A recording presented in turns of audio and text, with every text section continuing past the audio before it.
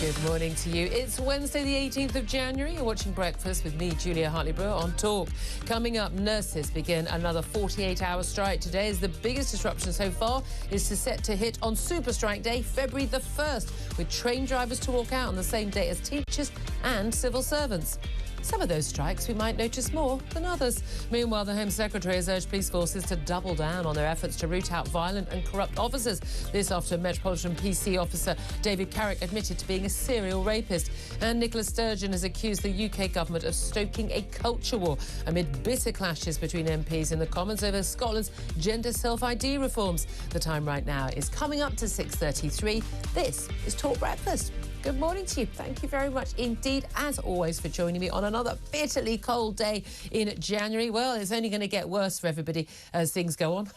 Nice cheery start to the day on a Wednesday morning, eh? But we've got more strikes ahead today. There are also, of course, teacher strikes across Scotland, rolling strikes there from teachers. But also we are seeing, crucially, the Royal College of Nursing walking out again, another 48-hour strike. More planned for February, and absolutely crucially, that 1st of February date. It's the first of two rail strikes by ASLEF rail drivers, and of course 100,000 plus civil servants going out on strike as well. Super strike, national walkout.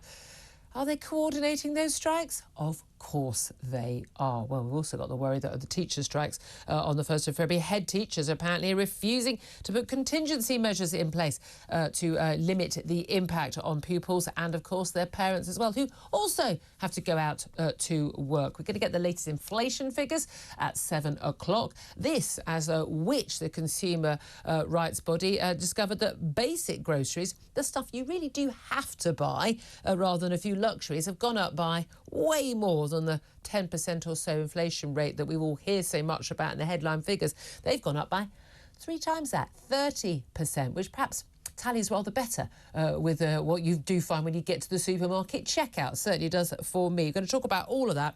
And of course, these huge, big constitutional and, I suppose, ethical row about the gender self-ID laws in Scotland. All of that coming up. Bit of Jeremy Clarkson too as well, why not? But first up, let me introduce you to Emma Revel. She's Head of Communications at the Centre for Policy Studies think tank, and I'm so delighted we've got you back here. You went off and did a job for ages that you weren't allowed. You were not allowed to appear on television or radio. Yeah, you're back in the think tank world, and we're delighted to have you back in the studio. Good morning. To be back. Thanks.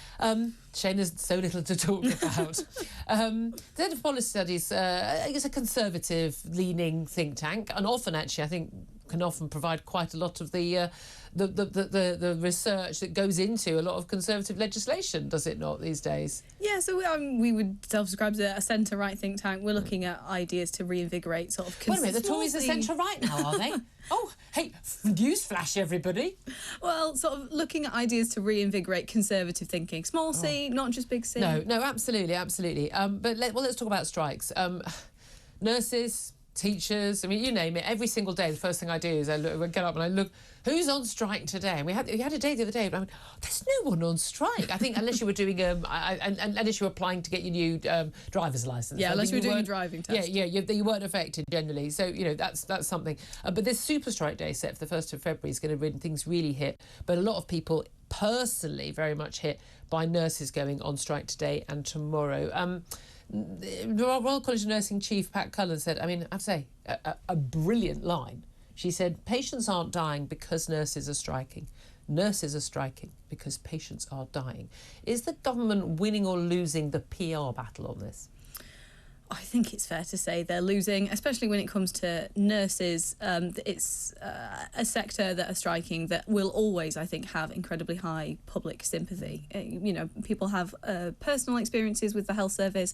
They see when it's working, and more importantly, people very much see when it's not working. And yet people don't. The polls show that people don't think the NHS is providing a good service anymore. But the nurses will argue, well, that's partly because we're not paid enough and people are leaving. Well, and what they see is nurses, trying their very best in difficult circumstances. The problems with the NHS are often structural. They're within the system. They're not within the individual doctors and nurses who you will see day in, day out doing their very best. Yeah. That said, I mean, my sister-in-law is actually a nurse. She helps train nurses and things. I mean, I've got my mum was a GP. I haven't bored you with that already. But I also had experience a couple of years ago, just before the pandemic, with my aunt in hospital, visiting her.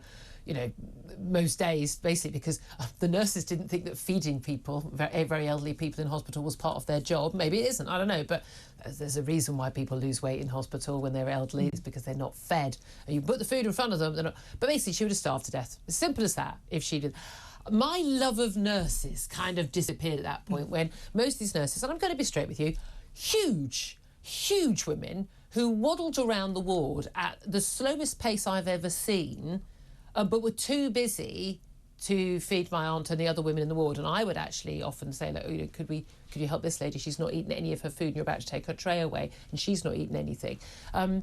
My view of this nurses as angels thing was rather changed at that point, I'm not going to lie. Well, yeah, I mean, there are always a lot of different experiences. I've had similar experiences with the health service. It wasn't just one nurse. Well, yeah.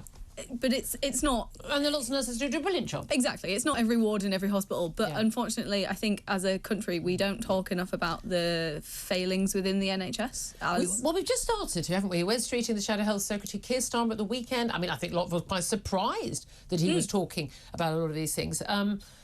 I mean, nurses have got a lot more sympathy than, say, train drivers, but train drivers, I thought, and train workers, ASLEF representing the drivers, RMT, the other workers, ASLEF going on strike on the 1st and the 3rd of February. We've seen, rolling strikes. It was about a week when basically you couldn't even rely on getting a train.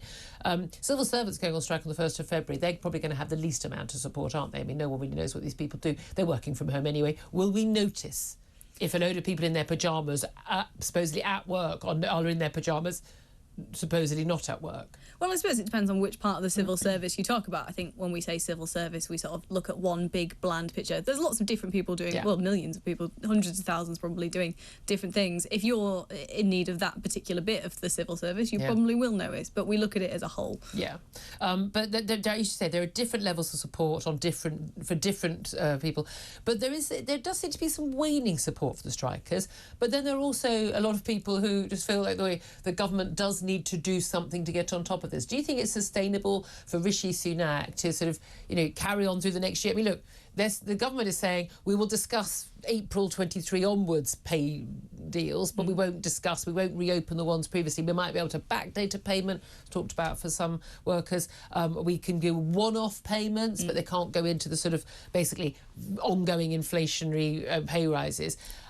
You can sit there and understand both sides. I mean, the problem I have with this, people go, oh, you're just, shock jock. I mean, anyone who listens to the show knows we're not remotely like that. It's just a better version of the Today programme without all the woke nonsense. That's how I like to think of it. But there is that thing about, I completely understand the government doesn't have the money. And I completely understand that although inflation hasn't been driven by wage inflation, it will be if everyone gets that pay rise. But I completely understand why, if you've seen a 10, 15, 20% pay cut in real terms over the last 20 years, let alone over 10% pay cut over the last year, where you will want to see your wages go up. Do you think a lot of people can genuinely see both sides? Do you think people in government can see both sides?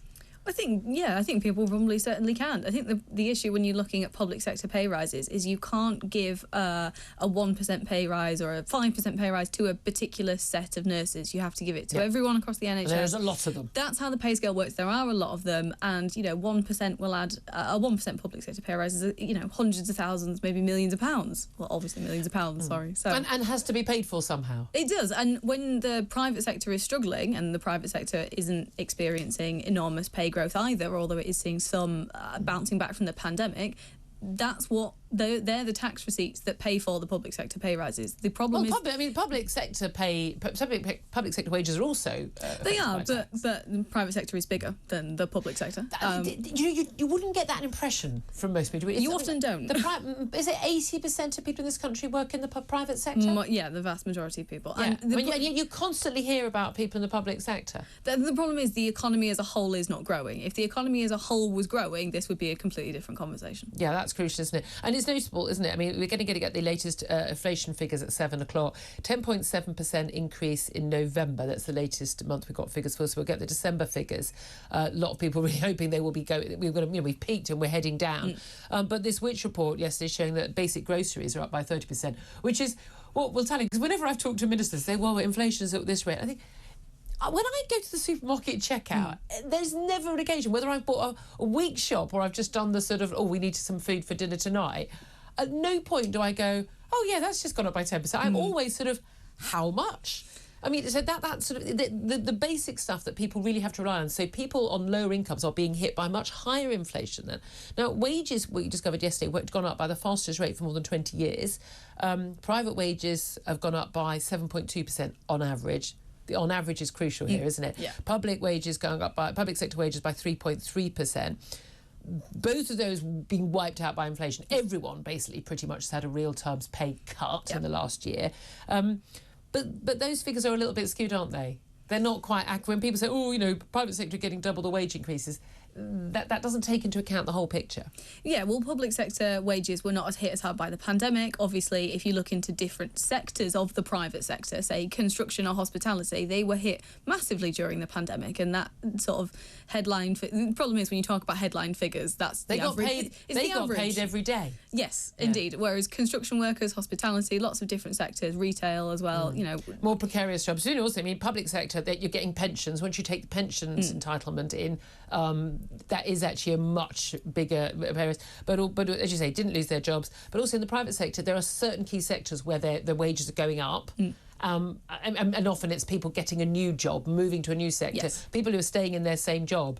I don't know anybody who's had a 7% pay rise. It's not a 7%. I literally don't know anybody.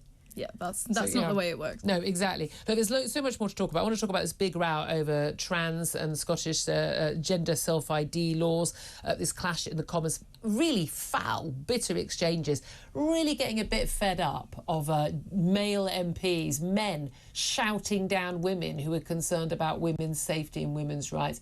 Not a good look, fellas. Not a good look at all. 6:43 is the time. We'll have a look at more at the front pages today and we'll talk about all of those stories as well. This is Talk Breakfast.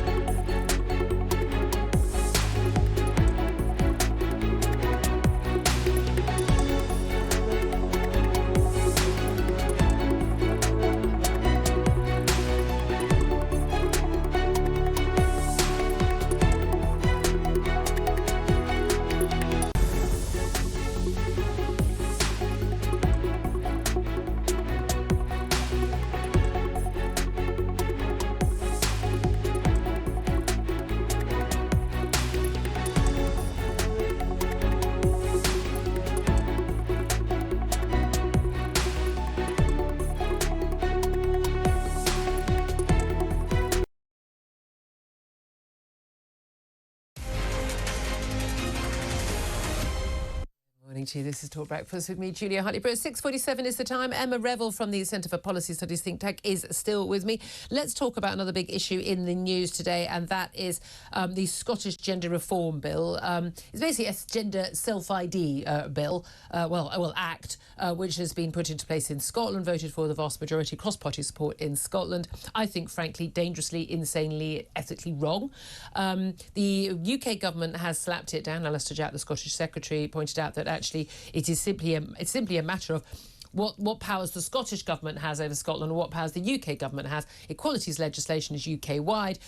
Legislation that would basically allow a 16-year-old man to say after a couple of months with no treatment whatsoever, no contact with the NHS, actually I believe I'm a woman, and to be treated legally as a woman, whether that is attending a girls' school, then going into a women's prison, a women's refuge, ladies' toilets and girls' changing rooms and the like, that impacts when that person crosses the border, that impacts on the rest of the UK, rest of Britain, Wales and England, but also, crucially, it impacts on the equalities legislation, which is UK-wide in Scotland. Seems to me to be a legal no-brainer.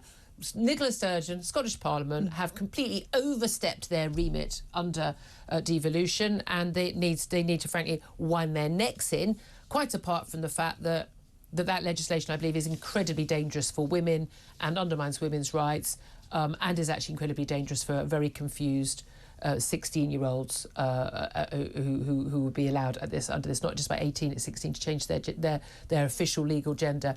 What do you make of this round? What do you make particularly of the vicious, foul clashes in the House of Commons yesterday? Well, I think purely looking at it from a legal basis, it's the first time the UK government has stepped in to overrule a devolved nation in this way. So I think it makes perfectly good sense what Nicola Sturgeon said, that this will inevitably end up in court. Alistair Jack has agreed with that. I think, it's important to test the law, given it's the first time this has happened, regardless of what the law actually says. It is fascinating that all this time, Scottish devolution, no one has actually had to query this. Yeah, it's actually quite a testament to the sort of devolved settlement that we have with Scotland and with Wales as well, that actually this is the first time this has happened in 25 or so years.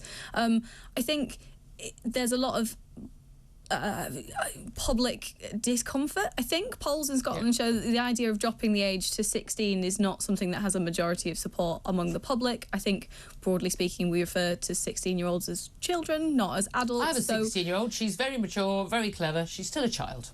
I personally, I think reducing the 2-year wait makes sense. Dropping it down to 3 months, I probably have some questions about. I think dropping the age limit, I also have some questions about. There's nothing. What about the self-ID? No diagnosis of gender dysphoria, which is what this is. We used to refer to this as effectively a mental health issue, gender dysphoria. A man isn't born in the wrong body and a woman isn't born in the wrong body. You're born a man or a woman. Tiny percentage of people are born non-binary. I mean, that's not what trans is about. People believing they want to live as the opposite gender.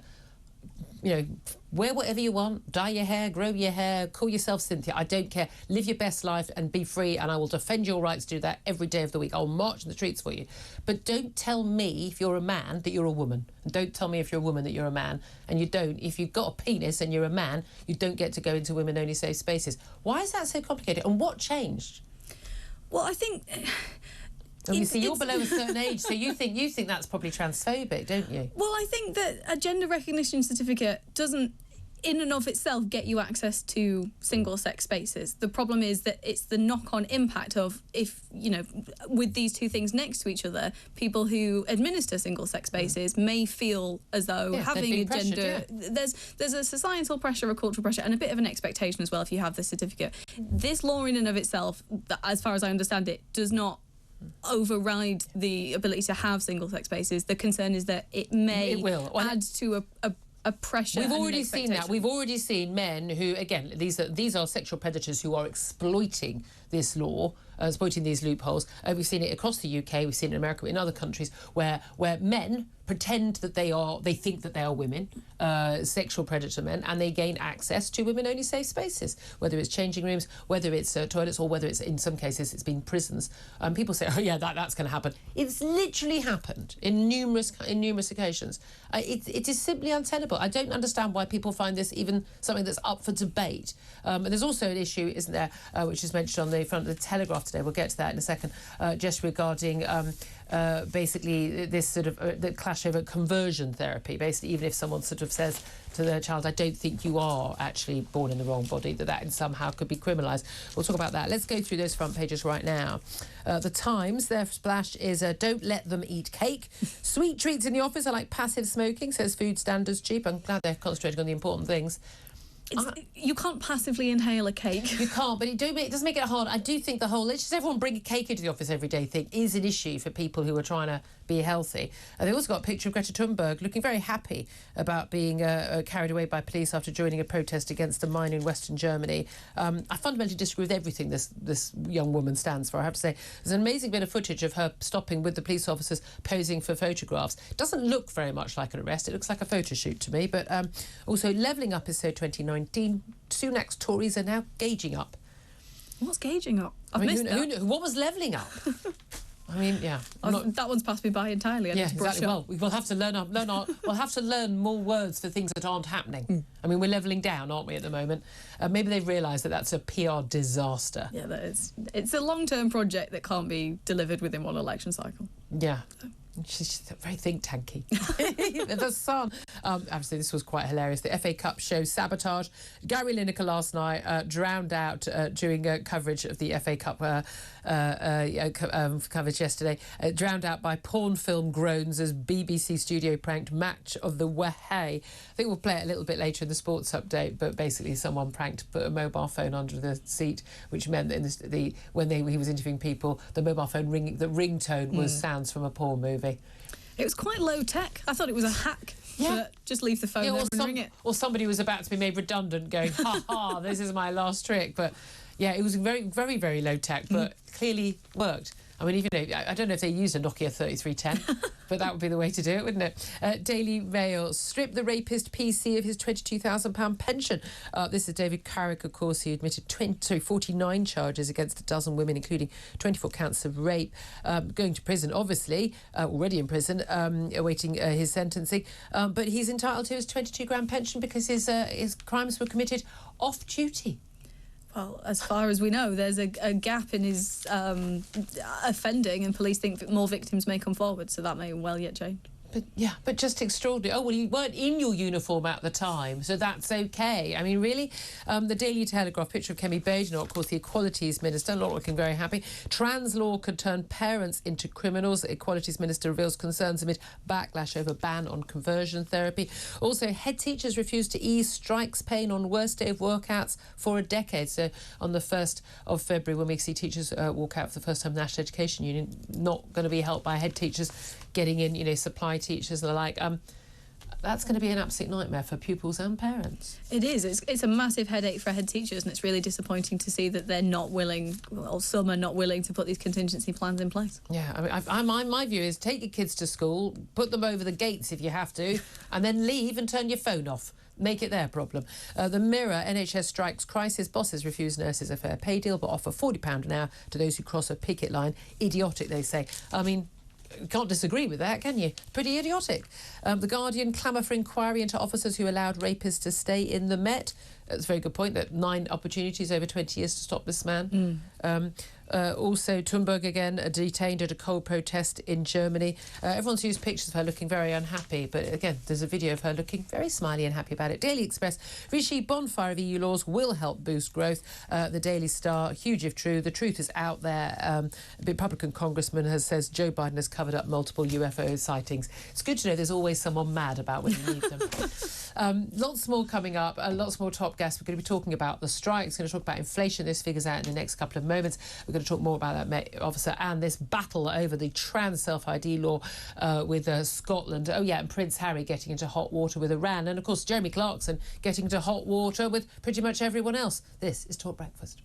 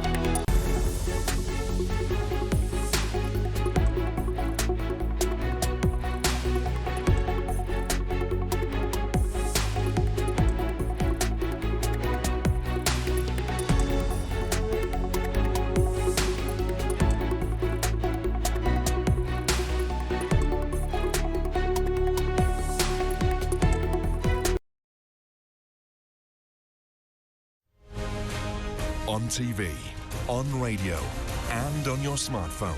This is TalkTV.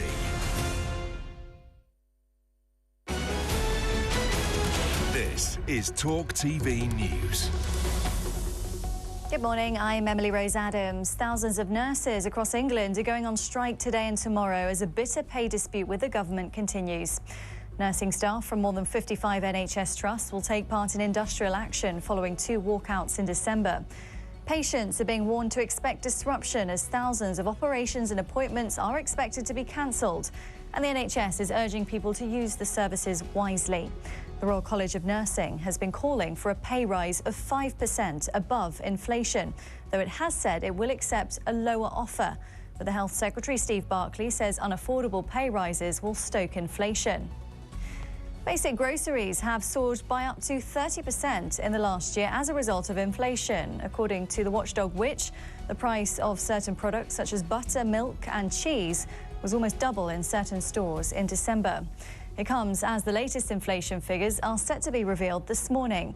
It's expected that the falling cost of fuel will have helped ease the cost of living in the last month of 2022. Conservative MPs in marginal seats have been told to stop using the phrase levelling up, one of Boris Johnson's flagship policies. Tories tell us they're now being told to use things like enhancing communities or stepping up instead. Oliver Wright, the policy editor at The Times, has told TalkTV that people don't know what the phrase means. People, A, don't understand what it means, and when they're told what it means, they find it a bit patronising. So they've been told to find other phrases to describe the improvements that the government is trying to make to their constituencies. This is causing some concern amongst those people who feel that, actually this was the central mission of the government, and just to sort of forget about it probably doesn't bode terribly well for 2024. Britain's top food watchdog says bringing cake into the office should be seen as being as harmful as passive smoking. Professor Susan Jebb, the chair of the Food Standards Agency, says while it's a personal choice to eat sweet treats, we shouldn't undervalue the impact of having cakes in the office. The BBC's promised an investigation after porn noises played out during the coverage of last night's FA Cup clash between Liverpool and Wolves. For around 10 minutes, Gary Lineker struggled to be heard over the sound. He later found a mobile phone strapped to the back of the set and wrote on Twitter that the prank was quite amusing. And drivers have been urged to leave extra time for journeys and to travel with caution as police deal with more accidents on the roads due to icy conditions. Weather warnings are in place across parts of the UK because of the freezing temperatures. Yellow alerts for snow and ice are in force in Scotland, Wales and northern and central England. That's the latest. Now time for more on today's weather with Lucy Martin.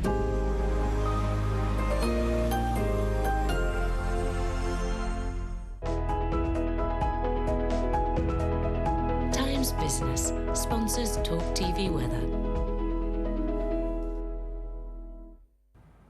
Hello. With icy stretches again this morning, there is the potential for some disruption. If you're out and about first thing, do take extra care. Through this afternoon, still some wintry showers feeding into northern and western areas, perhaps 1 or 2 clipping North Sea coast. The best of the dry weather to be found down the spine of the country, and again it's going to feel cold with highs around 4-5 degrees Celsius, and it will be quite blustery as well. As we go through the evening and overnight then, we will hold on to a few wintry showers again across northern and western areas, 1 or 2 just feeding down east coasts as well. But generally it's looking like a quiet night, the wind's easing as the night wears on, and under clear skies the temperatures once again are dropping away quite rapidly. So we are in for another cold night, a cold start to the day on Thursday, temperatures rurally getting colder than this. So as we start the day on Thursday, a fair amount of sunshine around.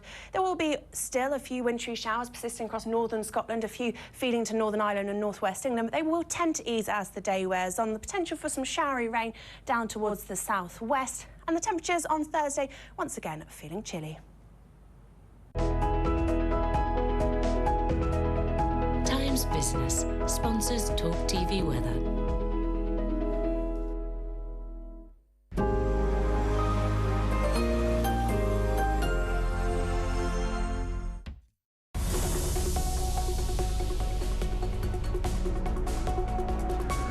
Lively debate, intelligent conversation. Join me, Dr. David Bull, on TalkTV every week.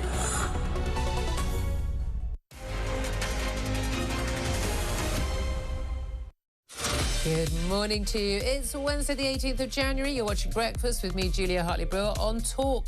Coming up, nurses begin another 48-hour strike today as the biggest disruption so far is set to hit on Wednesday, the 1st of February, with trains drivers to walk out the same day as teachers and civil servants. Meanwhile, the Home Secretary, Suella Braverman, has urged police forces to double down on their efforts to root out violent and corrupt officers after Met PC officer David Carrick admitted to being a serial rapist. And Nicola Sturgeon has accused the UK government of stoking a culture war amidst bitter clashes between MPs in the Commons over Scotland's gender self-ID reforms. And that breaking news in just the last couple of moments, inflation figures are out, and inflation has fallen from 10.7% in November to, wait for it, 10.5% last month. The time right now is 7:05. This is Talk Breakfast. Good morning to you. Thank you very much indeed for your company. Great to have you join us this morning. Great to have Emma Revel join us as well. She's Head of Communications at the Centre for Policy Studies think tank. It's a think tank which is on the sort of central right and very much influencing a lot of government policy. Goodness me, they need some policies at least, do they not? Just an instant reaction. Emma used to be at the Institute of Economic Affairs, of course, another free market think tank. We're very much obsessed with things like the economy, obviously.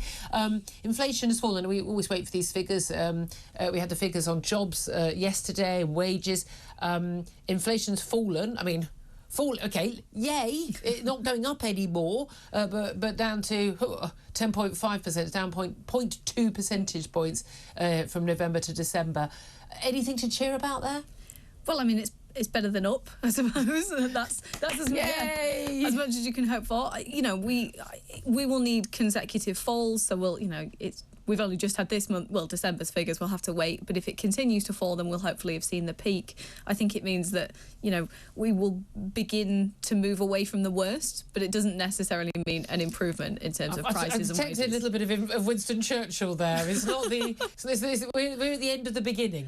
Yeah, that's a very good word. End of the beginning, okay. Well, we are going to be talking to Justin Urquhart-Stewart. We're going to find out how many new sets of red braces and stripy shirts he can buy with that extra thing. Again, this comes, of course, after yesterday, a Which consumer group survey found that basic groceries, so the stuff you have to buy, not the stuff. Inflation baskets, when they look at CPI and RPI, involve a lot of different things that people don't necessarily buy very often, or perhaps need in the same way that you need, normal diet here in the UK. You need milk and bread and fruit and vegetables and things like that. And they were saying that basic groceries were up not by 10.7% in December, they were up by 30%.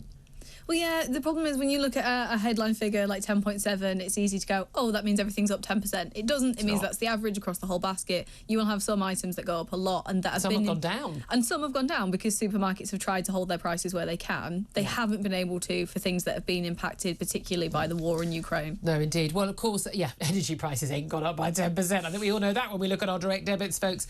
Right now, of course, this inflation has massive impact on wages, of course, in terms of whether they're falling in real terms, which they are for pretty much everybody. And of course, that's the reason why we are seeing strikes. And we've got nurses back on strike, a 48-hour strike today and tomorrow across the country. We've also got ASLEF, the rail drivers union, saying they're going to go on strike on the 1st and 3rd of February. 1st of February, we'll also see civil servants on strike. And we know that's also the first day of the National Education Union going on strike across England and Wales as well.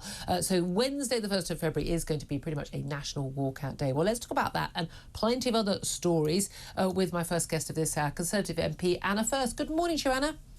Good morning, Julia. Thank you very much indeed for joining us. Just initially, your first reaction to those inflation figures. I mean, some good news, but not much. Oh, well, yeah, going in the right direction is the way I would describe those, but at least they are consistent with predictions that we should have reached peak inflation and we should be heading towards 7% later in the year, and if we keep going in that trajectory thereafter, it comes down again. Yeah, well, again, we know that obviously for many of the people who are going out on strike in the public sector, many bargaining in the private sector as well, that inflation rise wipes out all those wage increases we heard about yesterday. Nurses back on strike today and tomorrow. The Royal College of Nursing chief Pat Cullen has said patients aren't dying because nurses are striking. Nurses are striking because patients are dying. That is a very concerning rallying cry for the government, isn't it? Well, what I would say to Pat, Julia, is that people are not dying in Southend West, where I represent, because no nurses are striking. across Essex, we haven't got nurses on strike, we haven't got our ambulance workers on strike, we haven't got porters on strike, we haven't got care workers or anybody in mental health. Why not? GPs. Because in Essex, when they were balloted, these key workers balloted not to strike. And I applaud them. And I think all hospitals and NHS workers who are not on strike do actually deserve a shout out and some recognition.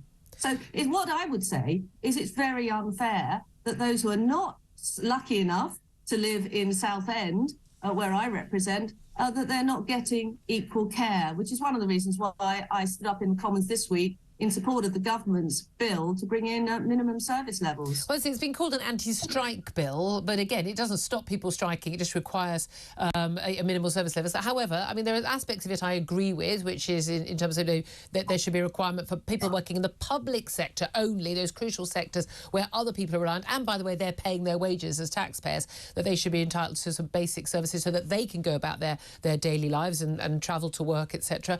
But I don't like the idea of individual workers being able to be sacked because they refuse to cross a picket line. I think that is a step too far, and certainly isn't how it operates in other countries in Europe where they also have that minimal service requirement. Oh, no, well, that's right, Julia, but this is about minimum safety requirements, and this is about making sure that the people, and this is exactly what I said in my speech, are those who are actually paying for these services should also be allowed to get to their jobs, to go about their ordinary lives. You know, these are the law-abiding, hard-working majority, and you know these are the sort of people. Well, so are public sector workers, they would say. Well, of course, but we represent, and Parliament should be looking after everybody, and this is a matter of safety at the end of the day, isn't it? And you know, if an old person calls an ambulance, they want to be sure that there is an ambulance that's going to come, and if they live in Southend West, one will. Well, a lot of people would argue about that and say, including representatives, ambulance workers, the GMB and others, and people like me whose family members have needed ambulances and been told they ain't going to be one for another 6 hours, that actually it doesn't matter whether it's a strike day or not. A lot of these services aren't available to people at the current time right now anyway. The NHS is failing an awful lot of people. We've seen a poll earlier this week. 2/3 of people think that the NHS isn't providing a good service. And a lot of people will say this is down to a lack of funding. How does the government resolve these strikes with all these different unions, especially when they're coming together on Wednesday, the 1st of February, to strike pretty much all as one, when, you know, this is only going to be resolved with large cash injection and there ain't no money left? Well, what I would say, and the reason for coming on your programme, is that I am particularly disappointed and appalled at the thought of the teachers going on strike. You know, our children have suffered enormously over COVID. It was starting the eviction. No, they didn't suffer over COVID. No, they didn't. Children didn't suffer from COVID. Children were barely affected by COVID. Children suffered because the government used support, banned them from going to school, most of them. Well, I said over COVID, Julia, not that they were suffering from COVID. No, but it wasn't COVID that meant that children lost out. I will never there's never going to be a minister or an MP who comes on my show, I'm going to let that stand. It was lockdown policies that hurt children, not COVID. I'm in total agreement with you that schools should not have closed. I'm a member of the Education Select Committee, and one of the things that we still question our witnesses about is making sure that never happens. Yeah, that is true, and credit to you for that. And I started up an online school during COVID to provide emergency tuition for lots of children who were completely stranded because the education unions told teachers that they hadn't had the training, and it would be an invasion of their privacy, and it might be unsafe for them to do Zoom lessons, which was completely utterly untrue. Children have lost 270 million pupil hours of education. Children who are doing their GCSEs coming up this summer have only had 1 year of undisrupted education. So I'm particularly appalled at the idea of the teachers going on strike. The offer that has been put forward, obviously in line with the Independent Pay Board, is 5%, which is exactly the same as the police were awarded last year. We heard that in the Commons yesterday. What should parents do? We understand with the National Education Union voted to go on strike. Again, only 53% of their members actually voted and 90% voted for strike. So roughly half of the members of the National Education Union didn't care enough to vote for a strike. They were totally legal. They've reached the threshold, but it doesn't show this mass support that we're told there is for these strikes. But heads are apparently refusing to put contingency measures in place to limit the impact. We know that National Association of Head Teachers and the NASUWT, they've also balloted for strike action, didn't reach the threshold, certainly in England.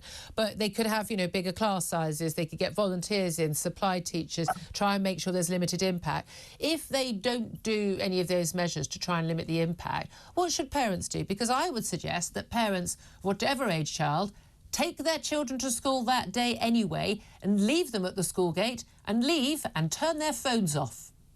Yeah, well, I heard you say that earlier, Julia, which is exactly what my grandmother used to do with my mother and my uncle. Take him in the wheelbarrow, wheel him down to the local primary school and tip him over the fence and say to the headmistress, he's now your problem. But shouldn't parents do that? I have to. That's my view of that. If there was ever a lockdown of schools again, nope. We're all going to take our kids in. You're going to teach them. End of. Well, I actually think a lot of parents will have to do that, because one of the things that we are seeing is a huge uptake in breakfast clubs, because with the cost of living crisis, both parents are having to work. Yeah. They weren't working before, they certainly both are working now, which means that their choices are very limited. And it's going to be a lot safer for the children to be in the school building in a warm place with skeleton staff than obviously to be trying to get neighbours or relatives at home. Exactly. Can I also ask you about this, what Nicola Sturgeon has called a culture war? She's accused the government of stoking one. These bitter clashes in the Commons yesterday over Scotland's gender self-ID reforms, basically blocked by the UK government on the basis that Scotland doesn't have, under the devolution settlement, the right to set equalities legislation, certainly when it impacts on the rest of the wider UK. Is the government right to do that, to slap that legislation down? Absolutely. We can't have a situation where you can be one gender in one part of the UK and one gender in the other. That doesn't make any sense. The Equalities Act obviously is an act which protects gender across the whole of the UK, and obviously that includes women. So, we can't have a situation where somebody can self-declare effectively that they are a woman in Scotland at 16 and then avail themselves of all the advantages of being a woman in Scotland, women's only places, changing rooms, benefits, etc. They cross the border and then obviously in the UK, they are not a woman, they are a man. And then, of course, they're in a different regime when it comes to all of these things, changing rooms, benefits, etc. So no, you can't have a situation where you can be a woman in Scotland, but you're a man in the UK. I would say, if you're born a man, you're always a man. But there we are. Anna Firth, really good to talk to you, Conservative MP for South End West, which points out there are strikes at the moment. Love to hear from you on that gender self-ID battle. Is the government right or wrong to block Scotland's gender self-ID reforms? I'd love to hear your thoughts. Tell us why you think they're right or wrong. Text the word TALK to 87222, or you can tweet me at TalkTV. We'll get to some of these messages very soon indeed. This is Talk Breakfast.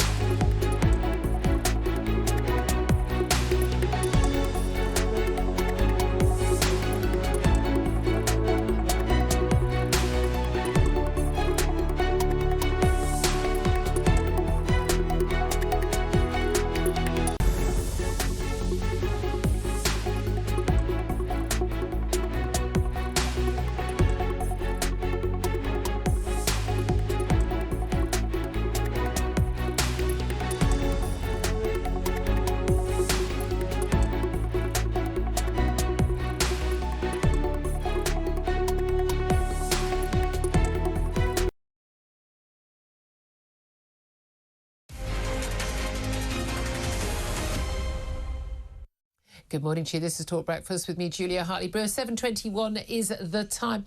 I'm loving to get more of your thoughts coming in on this trans sort of gender self-ID law that Scotland brought in and is being blocked by the UK government. Well, it's going to go to court, Nicola Sturgeon says.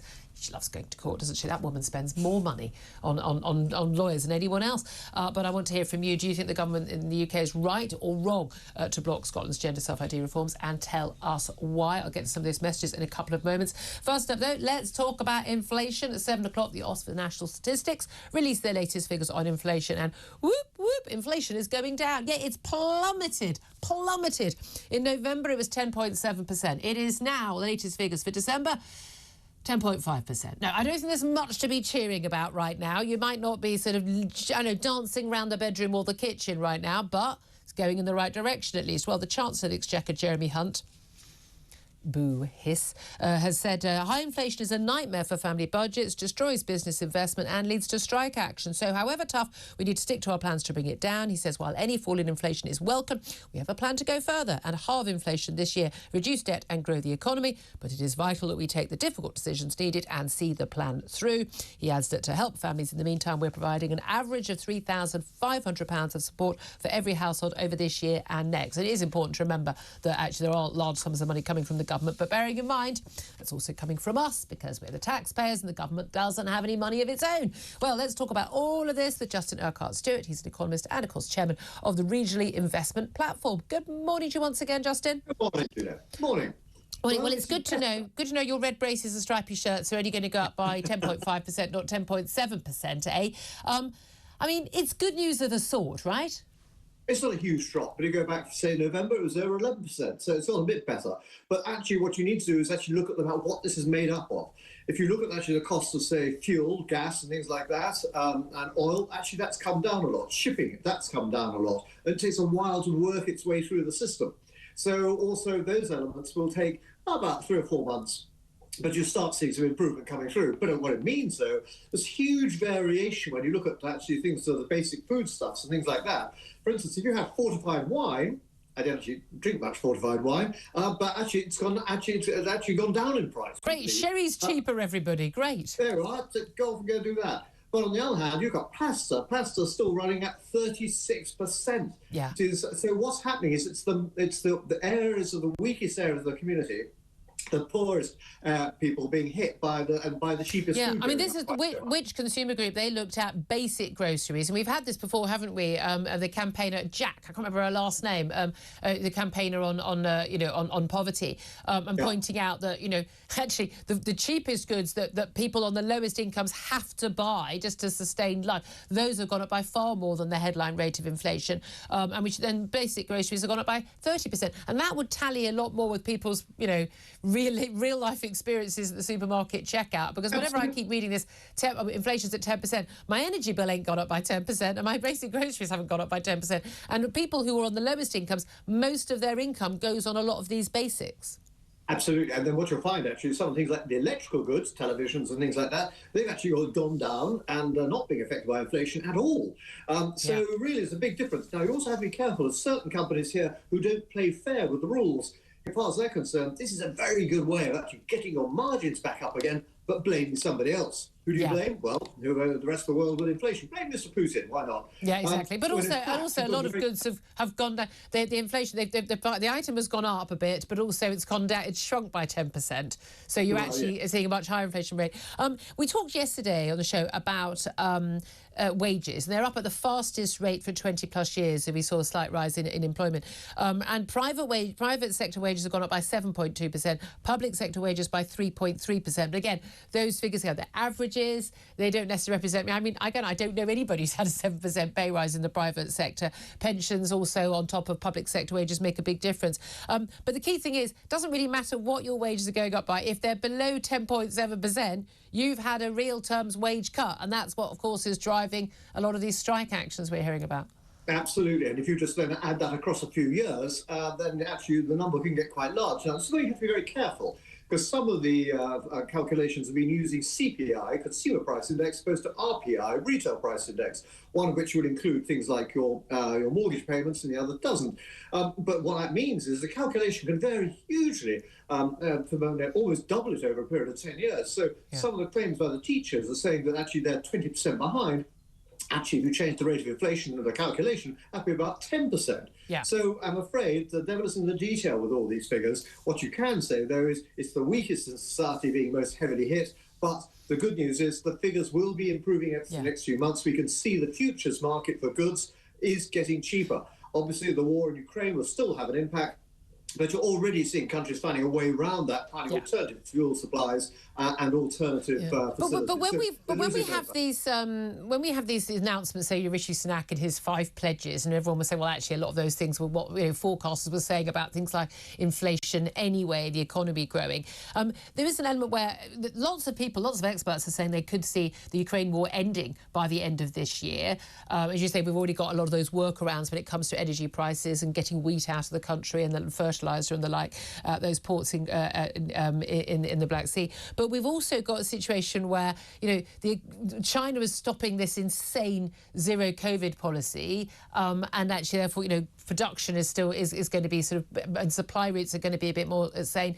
And as we just come out of lockdowns generally around the world, there is going to be a sort of a natural move. How much of things getting better will be down to anything this government or any government could do, and how much of it is, other than obviously supplying arms to Ukraine, which would be a crucial factor, and how much of it is just what the world economy is doing post the insanity of a world lockdown? Well, you're quite right about the insanity, but leaving aside the war, because there's not much we can do about that, governments can have a limited effect. And so, yes, they can sit there and say that they're going to try and bring inflation down, but there's only a certain amount they can really do about that. It's the global economy. The global economy is going to be slower, but it will still be growing. Yeah. We might have a global recession, but it's probably pretty mild.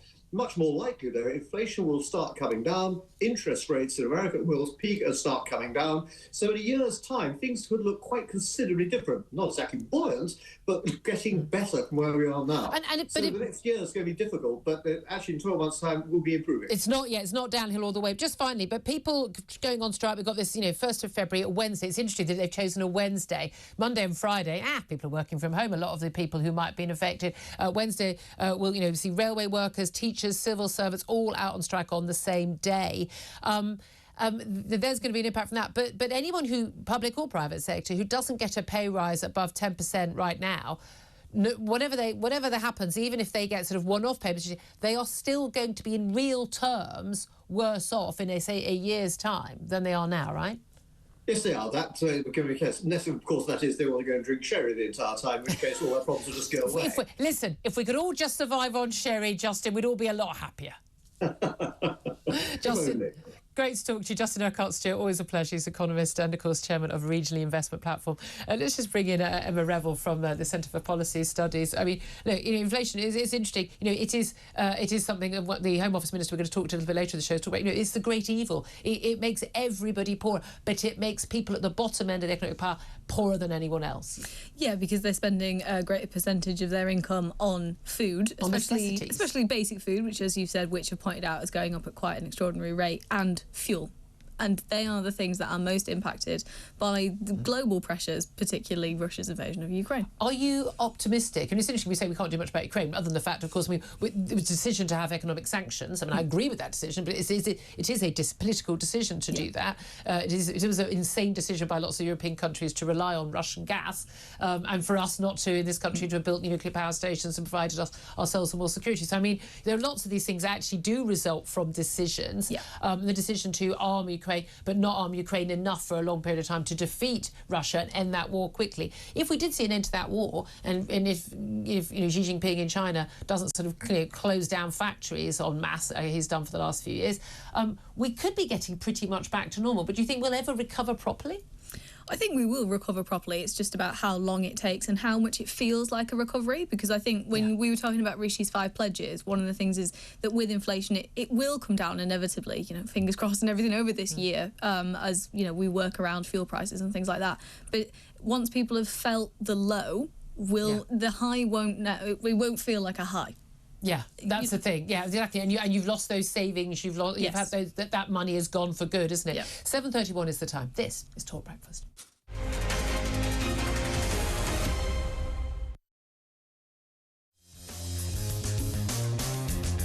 Coming at 7 p.m. on Friday, it's time for Plank of the Week. That's right, it's when we decide who has been the biggest plank this week. Has it been a politician? Has it been a member of the royal family? Or possibly two? Has it been a football team?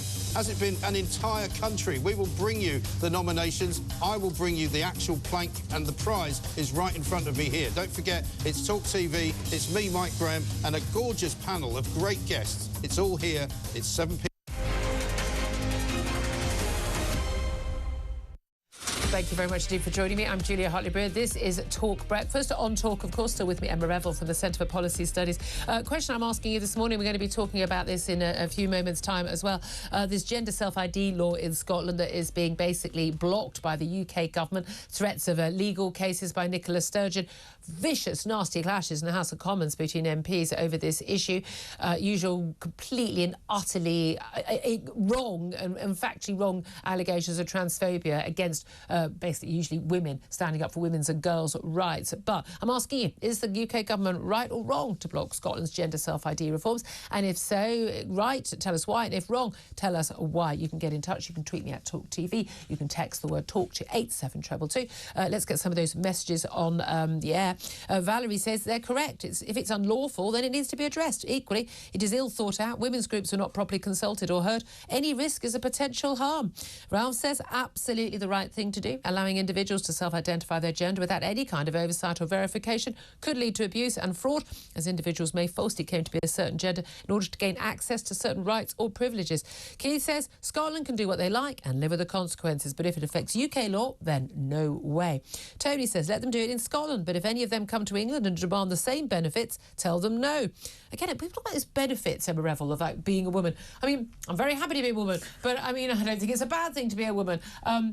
But it's not benefits. It's thinking, no, it's the needing safe spaces. And again, I think to myself, I'm 5'11", able-bodied woman. Do I need a safe space? Well, yeah, I want to be able to get changed in a changing room in a shop without a naked bloke standing next to me. Thank you very much. And I want to be able to go to the toilet without a bloke getting his todger out next to me. If it's only a matter of time, isn't it? I end up in prison. I don't want to be locked up in a prison cell with a bloke. I mean, you can, again, doesn't matter what you call yourself, how long your hair is. If you're born a man, remain a man biologically, whatever the law says, forever. I mean, but people keep talking about this as a benefit. Well, I think if we were to use the word protection instead, that probably covers more things like, women's refuges, domestic violence services, that sort of thing. Access to those spaces which are, most crucially, usually single-sex provision. Yeah, indeed. Well, Finn says the government's right. Yet most equality legislation is a reserved matter. It's a UK-wide matter, not a matter for the Scottish government. And Sean says, yes, it's an extreme and dangerous bill. But Edward says anything to make life easier for people struggling to cope, manage or live with their identity is surely a bad thing for this government. See what you did there. Right now, let's turn our attention to what is definitely a bad thing for women. David Carrick, he's that Metropolitan PC who has admitted guilt to extraordinary number of crimes, 49 different crimes against women, including 24 rapes involving 12 victims that we know about. Well, he is still in the news as we see the extraordinary number of Met officers just in the Metropolitan Police, just the London area, and not even taking in all of the other police forces, and goodness knows why we'd think London would be any worse. Officers who are being probed and re-vetted for having allegations of domestic abuse or violence or sex assaults against them. More than 1,000 officers and police staff involved in that. And the Home Secretary, Suella Braverman, has warned in a statement to the Commons that we should expect more shocking cases to come forward, as she called on the police to basically double down on their efforts to root corrupt and violent officers out. Well, let's talk to Palm Sandhu once again. She's a former Metropolitan Police Chief Superintendent and joins us right now. Good morning to you, Palm. Good morning, Julia. Thanks, as always, for joining us. We actually spoke to you the day before, well, the day of this case coming out, before we actually emerged that this man had pleaded guilty and we could therefore talk about it freely. It's a shocking case that weirdly doesn't shock. After the case of Wayne Couzens, we're like, well, clearly these officers exist. You are the author also of Black and Blue, your memoir of when you were serving in the Metropolitan Police Force. Were you shocked that there was someone like PC David Carrick in your midst, serving around the same time you'd have been serving in the diplomatic section as well, armed officer, for whom there were 9 opportunities to, when he was accused of offences, to root him out, and they weren't taken. Were you shocked by that or not? I wasn't shocked at the fact that there was a rapist within the Metropolitan Police. I was more shocked at the numbers of women that he's raped, over 12 women over a 20-year period, and I think that is very shocking. And in addition to that, the fact that he actually came to notice, and at one point he was spoken to by a senior officer who gave him a slap on the wrist and said, "Don't do it again." How do you do that? I would love to see the paperwork on that and what this senior officer saw and why he thought it was okay to say, "Don't do it again." I mean, this is the thing. That is absolutely shocking. Well, that's at the Guardian front page today, actually, just bring that up. Clamour for inquiry into officers who allowed rapists to stay in Met, call for investigation into the failure to sack him. This is always the case, even with, child abuse cases as well. When there are cover-ups of these sort of things, for me, it's appalling, if someone's a rapist or a child abuser or whatever they are. But I'm almost more shocked by the people who cover it up, who clearly don't have that sort of, for want of a better word, evil, that sadistic trait in them. But why would anybody who doesn't think it's okay to rape women or children, why would they cover up someone who does? But just adding to that, if we know that there are 800 police officers who have got misconduct cases against them in relation to sexual violence or domestic violence, why are they still walking around on the street and why are they still dealing with members of the public? Now, that's a bit I don't understand. Why have they not been suspended, taken off the streets? And I know it's a big number to take off the streets, but isn't it better to safeguard the public? And even if it means you are short of police officers for a short while, get rid of them quickly. And even back in November, there was a report from the police inspectorate saying that there were poor decision-making around vetting, and also poor decision-making around the misconduct process. Yeah. And even we know that it takes 18 months to 2 years to actually sack a police officer. And this is a big issue, isn't it? And there's been criticism even from Priti Patel, the former Home Secretary, of the current Home Secretary, about the need to, they're talking about changing laws, but actually just need to change the regulations, which they can do without going through a long process in Parliament, to make it easier to sack someone who's been found guilty, or who's found to have committed such heinous crimes. This isn't just about changing laws or legislation. The legislation is there so that it needs to be fast-tracked. Instead of taking 18 months to examine and look at police records, because this is the police marking their own homework. Yeah. So the complaints people are people you may have worked with in the past. They may have been involved in that banter.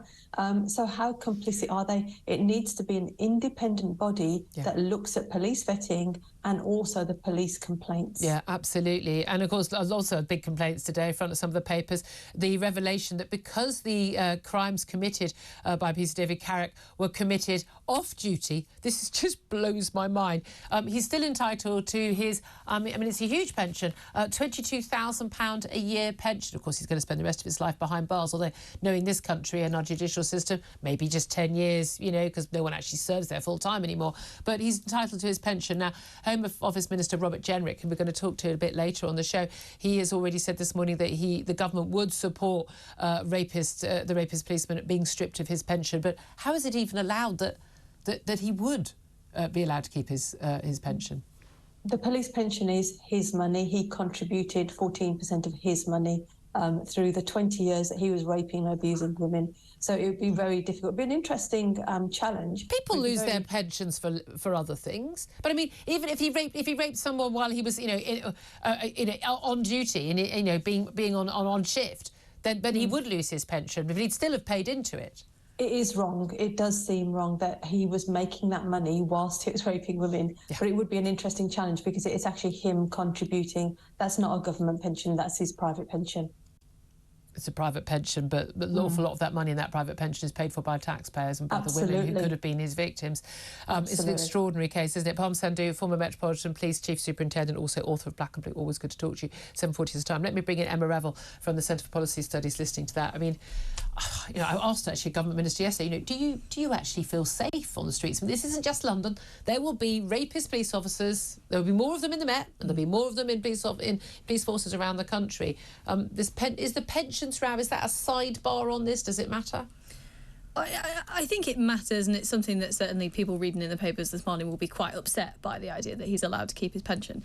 But the problem is it seems to be a systemic one within the police force, that when these cases come out, and they are coming out with worrying regularity, to the point where I think a lot of women are not surprised anymore when we see these stories about offenders within the police service. Yeah. It is the bit, as you've just said, that is the most upsetting, is the number of opportunities that police colleagues had to put a stop to this that weren't taken for whatever reason. That's what we need to be looking into. Yeah, I mean, that is the thing that absolutely blows my mind. And again, I don't think we are surprised anymore. Although, as one of my guests pointed out yesterday, it is a good thing that we are actually seeing these stories, because it means that people are being rooted out. And actually, we'll have to expect a lot of bad stories to come out, but that's when you see cover-ups, say, in every single sector, whether it's private sector or public sector, whether it's police or, say, the NHS, when they cover up horrible scandals where people have been given infected blood or babies are dying in a maternity unit. When you hear about it, that's a good thing. That you've got a chance to end it. If you don't hear about it, if you think everything's fine, it's probably much worse than you think it is. Exactly. Yeah, anyway, well, look, do get in touch also about the subject we're going to cover up next, which is about gender self-ID and those Scottish law, which the government in the UK has blocked. I want to know, do you think the government was right or wrong to do that? And tell us why. Text the word TALK to 87222. You can also tweet me at TalkTV. We'll get to more of your messages, and we're going to be talking about that up next after an update on the latest sport. This is Talk Breakfast.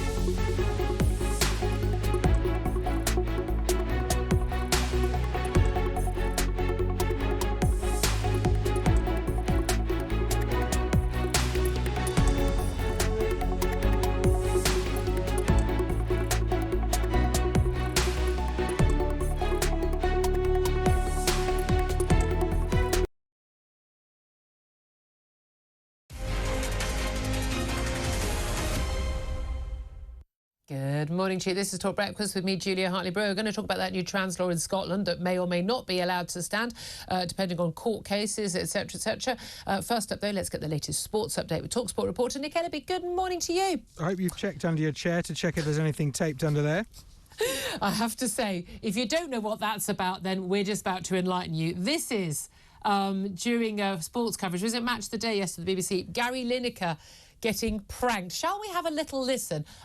If the kids are around, you might want to just distract them a little bit, but let's have a little listen to what happened during a BBC FA Cup broadcast last night. Well, we'll find out shortly. We've an FA Cup winners only policy in the studio tonight. And I don't know who's making that noise, but so Alan Shearer is on the commentary gantry alongside Steve Bauer. Alan? So, yeah, that was Gary Lineker trying to do a little bit of a chat about the football, and that happened. Explain what happened, Nick Ellaby. Well, YouTube prankster Jarvo, his real name is Daniel Jarvis, has claimed responsibility for this. He was at the Molineux Stadium last night. It happened during the BBC's coverage of Wolves versus Liverpool. Liverpool got a 1-0 win.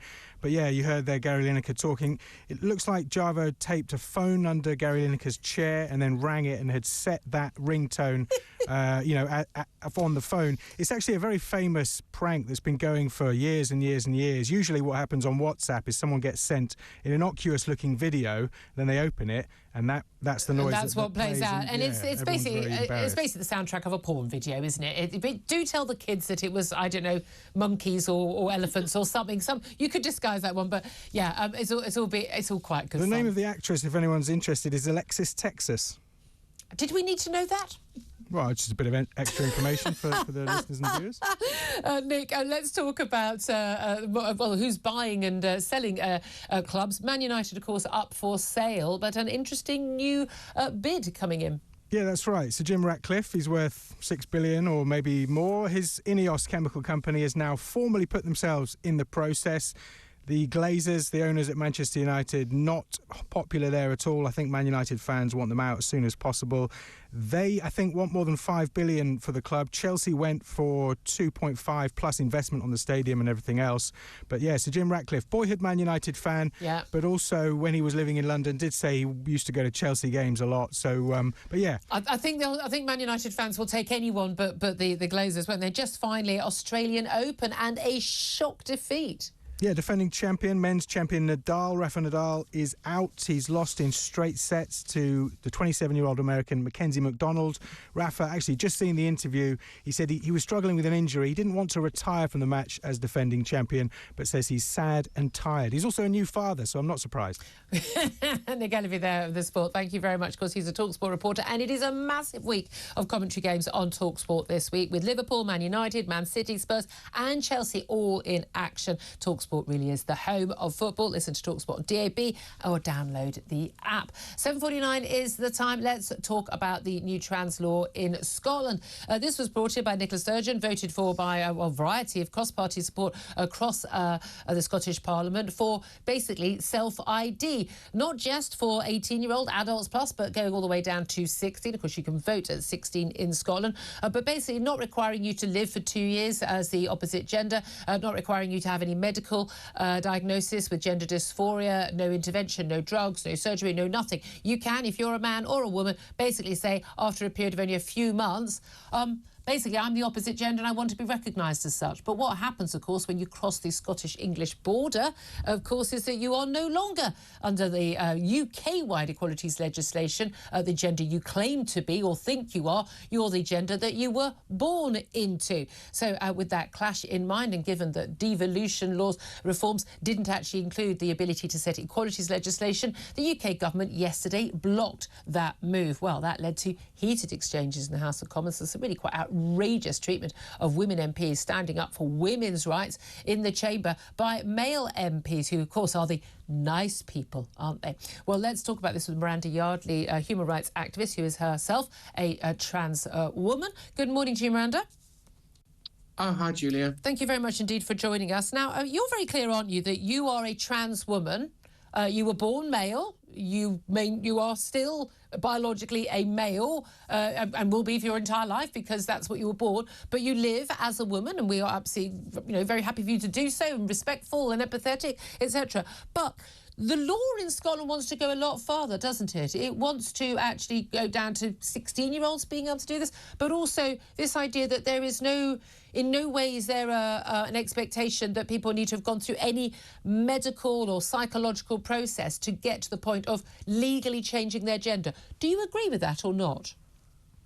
Oh, no, I don't agree with 16-year-olds being allowed to legally change their gender, whatever that may mean. What does that? Why not?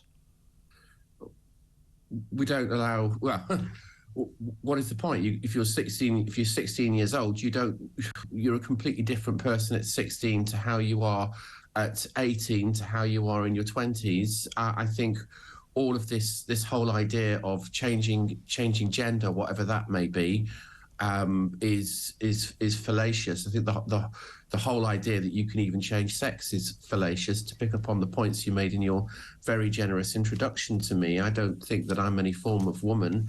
I know exactly what I am. I was born male, and I'm an adult male, so I'm still a man, as is every other trans woman, self-identified trans woman on the planet. And I think that the law really should recognise that as a fact, rather than some fiction that people believe in their head that they can be something that they're not. I think imposing these ideas on young people is extremely dangerous, and I think things like smoking and alcohol consumption and anything else that's fairly challenging on your body, that this sort of activity should be reserved for people who are adults and able to make some sort of reasoned and informed judgment as to what is going on. Yeah, as you say, we've all changed an awful lot in our teenage years, and again, I think the rest of the country, I certainly don't want votes for children at 16 either. I think all of these things should wait to adulthood. It is interesting that Nicola Sturgeon doesn't think that 16-year-olds are old enough to have a drink or have a cigarette, but they are old enough to make these sort of really life-changing,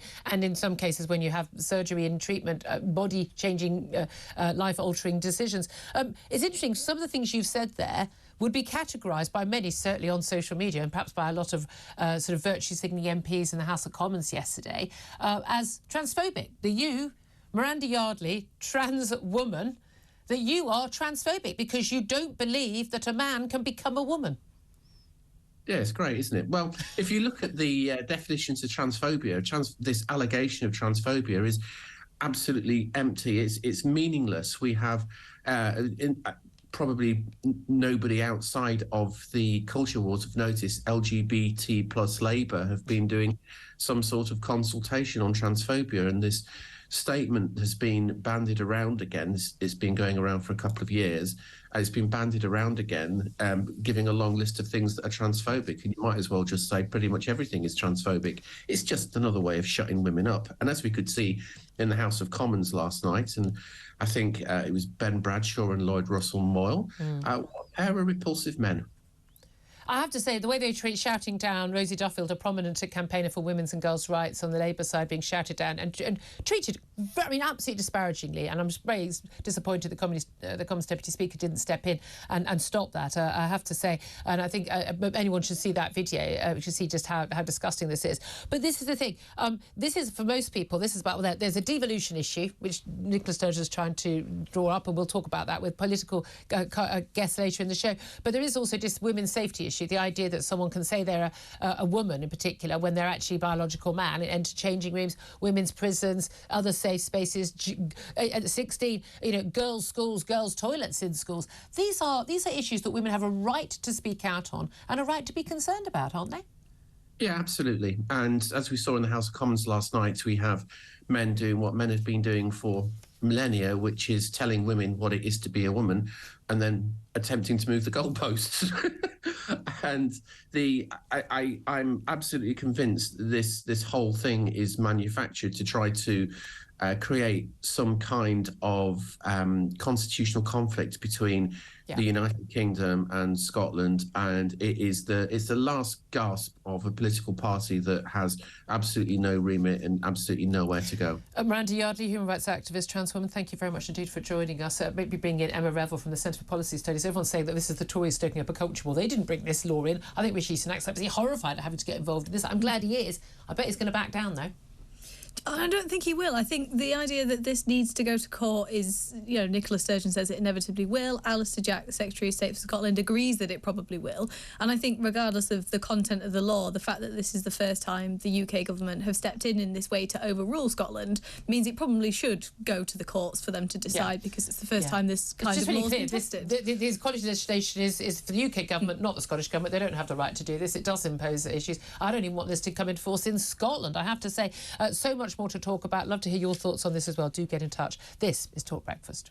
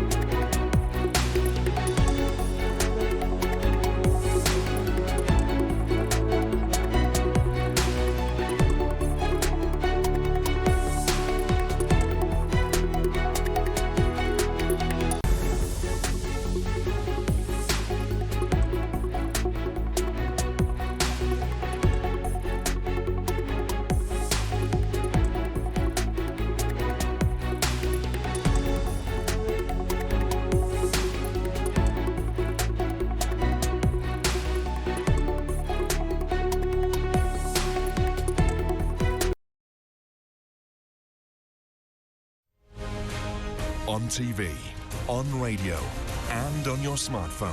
This is TalkTV.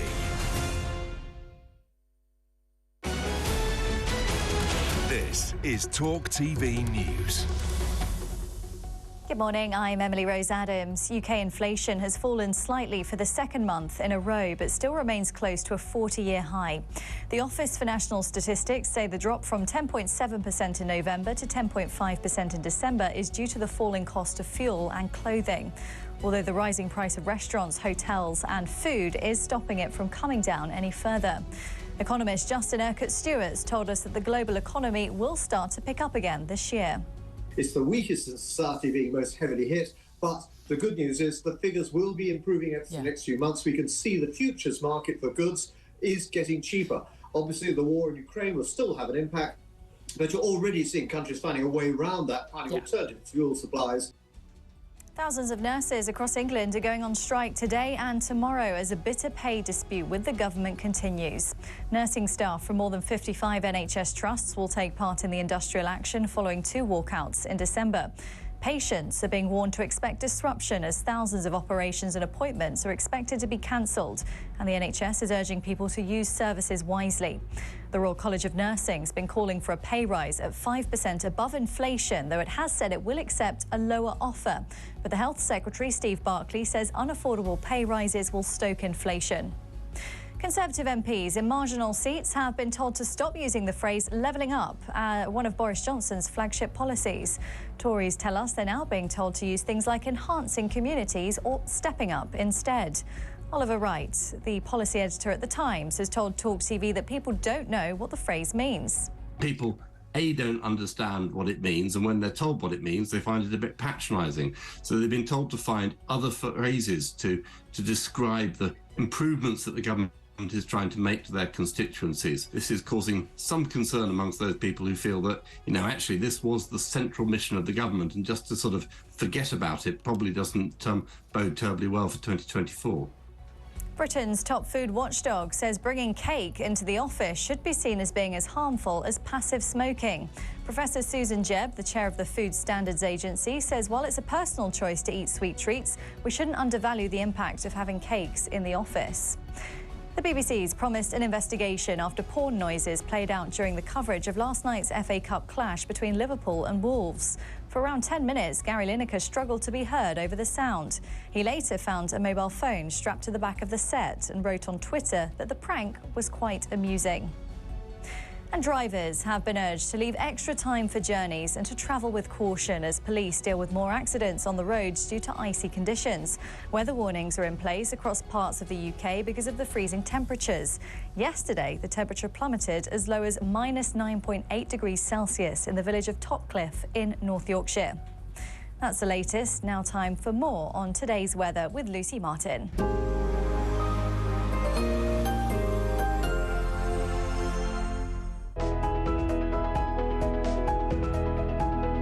Business sponsors TalkTV weather. Hello. With icy stretches again this morning, there is the potential for some disruption. If you're out and about first thing, do take extra care. Through this afternoon, still some wintry showers feeding into northern and western areas, perhaps 1 or 2 clipping North Sea coast. The best of the dry weather to be found down the spine of the country, and again it's going to feel cold with highs around 4-5 degrees Celsius, and it will be quite blustery as well.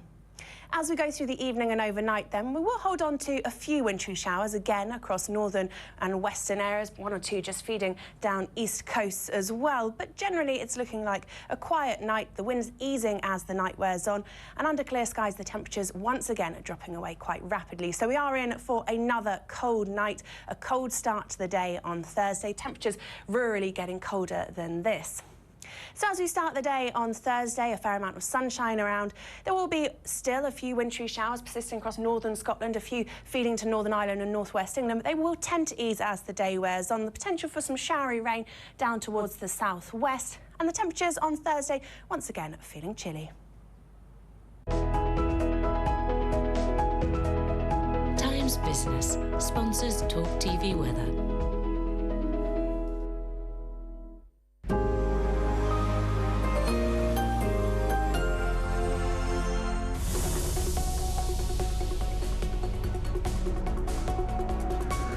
Lively debate, intelligent conversation. Join me, Dr. David Bull, on TalkTV every week.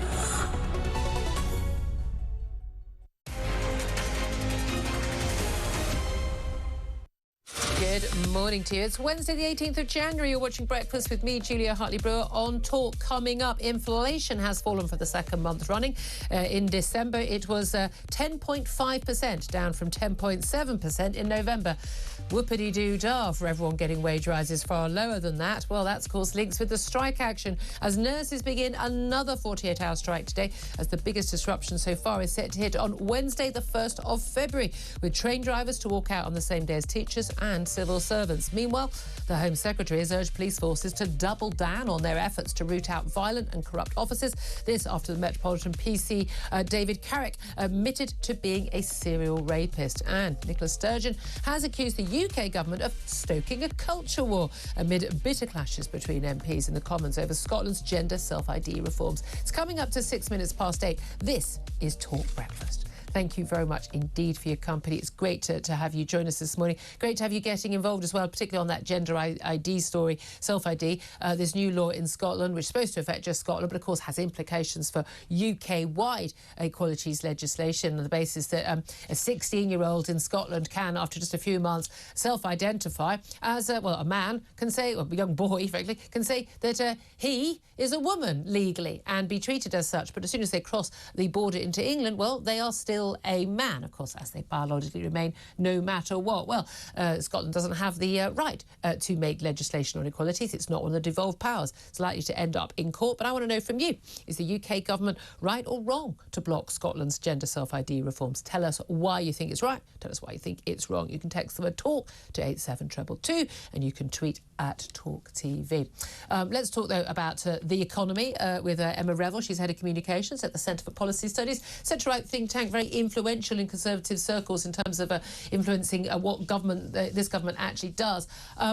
Those latest inflation figures, which came out just over an hour ago, good news in terms of the direction of travel. 2 months in a row, we've seen inflation going down, but by a tiny, tiny amount, still at 10.5%. I mean, the idea that a year ago we'd be talking about inflation at over 10% for months on end is quite extraordinary. But that, of course, is driving these strikes, and in particular, nurses on strike today and also Super Strike Day, Wednesday, the 1st of February, national walkout by railway drivers for ASLEF, teachers, civil servants, and who knows, there may be more as well. Yeah, potentially the Post Office have said that they are balloting for strikes, and I'm sure we wouldn't be surprised if the 1st of February came up as one of their dates. Although don't they have to give 2 weeks' notice, in which case... Oh, we might be okay then. We might on be that day we're going to send a letter, yeah. But I mean, are these trade unions, are they justified in striking? How much support do you think they got right now, and how much do you think they'll keep as these strikes continue? I think it depends on which strikes you're looking at. I think support for nurses striking is always going to be particularly high because of the affection the country has for the NHS, which seems never to wane or dim in any way. I think it is dimming. When it comes to the professionals themselves, you know, people have said that they don't necessarily trust the way the NHS is running. Increasing waiting lists are always going to add to this. Individual nurses or ambulance staff, they do. I think everyone has got a family story of a time that a nurse or a doctor went out of their way to help them, and that, you know, but don't they also all now have a family story of when they've been failed by the NHS? I think an increasing number of people do have stories like that, but I think the good stories from the NHS are so emotive to people that they sort of sustain and blind us a little bit to the failings of the system, not necessarily the individuals themselves. Train drivers, I think, have seen their support waning as people are, you know, being increasingly limited in being able to get to work. Especially after sort of penalising people at Christmas. Exactly, and I think I worry that teachers will go the same way. Not only is it impacting children's education after all of the pandemic, you know, induced disruption to their education, parents, now more than ever in a cost of living crisis, need to be at work, not at home providing childcare they didn't expect to need Monday to Friday. And they were looking at 4 days of strikes there as well. Well, let's talk about the education side of things with my first guest in this house, Stephen James. He's a teacher. He's also co-founder of the Invicta National Academy, which was set up at the start of the COVID pandemic as a result of COVID and lockdown policies, meaning that children were missing out on learning. Good morning to you, Stephen. Hello, good morning, Julia. Thank you very much indeed for joining us. Well, let's talk specifically about the teacher strikes. We found out, obviously, that National Education Union ballot that had reached the threshold to see teachers going out on strike. Their first strike day will be the 1st of February, that day when we're seeing railway workers and civil servants going out as well. The news today is that the head teachers are going to refuse to put contingency measures in place to limit the impact of those strikes in terms of having bigger classes, drafting in supply teachers, maybe getting in volunteers to help out. What do you make of that? Look, I think it's hugely misguided by the head teachers if that's the kind of direction they want to take. I mean, certainly the head teachers that I know and the people that I'm talking to are ones who are going to be, putting plans in place. They're the ones who are going to be getting volunteers in, getting people in from around the community to inspire children. And I just think, the more we can do to keep children in school, the better, because as you well know, when children are absent from school, it disproportionately affects disadvantaged children, children with complex needs, and the best place for them is in school. We must make sure. I mean, they've lost so much education over the last... And it was the poorest children who already at the worst schools, most disadvantaged kids, who lost out the most. Because my daughter's school did 6 hours of Zoom lessons every single day, loads of amounts of interaction, loads of homework, and it's made me absolutely furious that every school didn't provide that. And it was the National Education Union and others who were demanding that teachers shouldn't be in the classroom and that schools were closed to the vast majority of children. It was the Education Union that demanded that schools didn't go back in, demanded that children wore masks, and, as one of my guests pointed out earlier, who were demanding at one point that it was just the teachers shouldn't, in the first lockdown in 2020, they shouldn't provide online lessons because it was an invasion of their privacy, and they at home, sitting at home, and they hadn't been trained. I mean, I've said before, I've said many times, I'm sure many teachers do care about education and learning and pupils, and about half of the National Education Union members didn't bother to vote or voted against going on strike. But I don't think the leadership of the National Education Union give two hoots about kids. Absolutely not. And this is the thing. So when Anna Firth and I both set up in Victor Academy, we did it with exactly the kind of what you just explained. Is there were private schools who are delivering lessons 9 to 5 all day. Children were having homework, and I looked at the state sector. I'm thinking, why aren't they doing exactly the same? So we've had a meeting. We set this thing up, and we reached so many children throughout the pandemic. Now I stepped away from in Victor Academy when the children went back to school, because it's so important for me for children to be actually in front of a teacher, in life, in person. And we know even when they were having lessons, they weren't learning as much as when they were actually in the classroom in real life. Yeah, and there are various surveys have come out and shown that 4 in 10 children actually got access to high quality education throughout COVID, which is awful. And there are so many children still missing, and we're still paying the price from education. There are 100,000 plus who've just kind of never reappeared, but either sitting at home, getting involved in crime, drugs, generally their lives are probably wasted forever. I mean, this is the thing, and we've just dumbed down our standards, haven't we? Well, look, with head teachers saying they're not going to put contingency measures in place, we've seen various head teachers' unions have actually balloted for action and they've reached the thresholds in Wales, but not in, say, in England. We've seen strikes, of course, in Scotland, rolling strikes going on. But in total, there are going to be 7 days of walkouts across February and March from the National Education Union.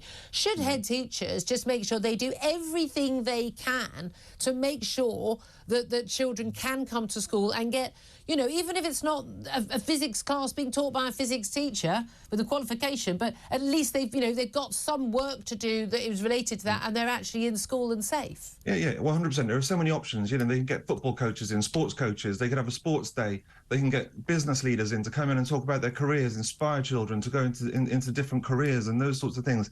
Now, the NEU itself, I think is a really awful organisation, because what they are doing is they were constantly harassing teachers with text messages, letters, go on strike, go on strike, go on strike. And it's this relentless cajoling of teachers which I think has led to this. You've seen with the other unions, they haven't reached the threshold, because generally speaking, I think teachers are very kind of fairly moderate. And it's the unions, you're right, which are absolutely giving teachers a bad name. And it makes me so cross when you hear about, the things coming out of these teaching unions, and it's being accredited to all teachers. Because I sit there and I'm thinking, well, actually, You know, Bolshevik Bulstead doesn't speak for me. Comrade Courtney doesn't speak for me either. These are the co-chairs, Kevin Courtney and Mary Balstead of the NU. But again, it is still the biggest union. But a lot of people think, well, that people must share those views. But if you're a teacher, you want to have some protection of a union. It's the biggest union for teachers who aren't heads. It's the one you'll join, isn't it? What do you think about parents? I thought this, if we had another lockdown, that basically every parent should just take their kid to school anyway. And if the gates are locked, there'll be someone there anyway. Put your kid over the gate, walk away and say, here's your packed lunch for the day, turn your phone off and say, my child is going to go to school no matter what on those days. Should parents do that? I think possibly that might be a little bit tricky. I mean, some of the gates and some of the walls around these schools are quite high. I never know whether that's to keep us out or them in, but there we are. Well, a bit of both. But what you will find is that there will be a community of parents and teachers and teaching assistants and community leaders who will do exactly that. They will put things on for those children because it's not always about reading, writing and arithmetic. They are hugely important. It's about those additional experiences that you can get in school as well to develop you. And why not have an enrichment day doing something with something, a little bit different? Head teachers can do that. They're our most experienced teachers. They're the people who are the most passionate about education, you'd like to think. So there's no reason why they can't do that. And if you look at the, the unions as well, why aren't they, kind of, helping make the profession itself more efficient, help make it more, save money here, there and everywhere. Yeah. And you know what? If we save money, the biggest expense for a school is actually wages. If we save money over here, we can spend it on more wages. Stephen James, teacher himself, co-founder of Invicta National Academy. Thank you very much. I love talking to people, Emma Revel from the Centre for Policy Studies, who are that passionate. I sometimes feel that often we don't see that passion in some of the teachers we have in schools, state or private. That's true, and I think when we see, union heads, their job is to represent their members. They're not necessarily about, they're not about representing the children, especially when we're looking at teacher strikes. But there are, thankfully, tens of thousands of people, teachers like Stephen, who are passionate about kids and about education, and will be doing whatever they can on these strike days to make sure that kids have some provision. And there are loads of different things we can do. I mean, the amount of times when you think, oh God, what sort of, there's some weird day at school and it's nothing to do with them having maths and English lessons.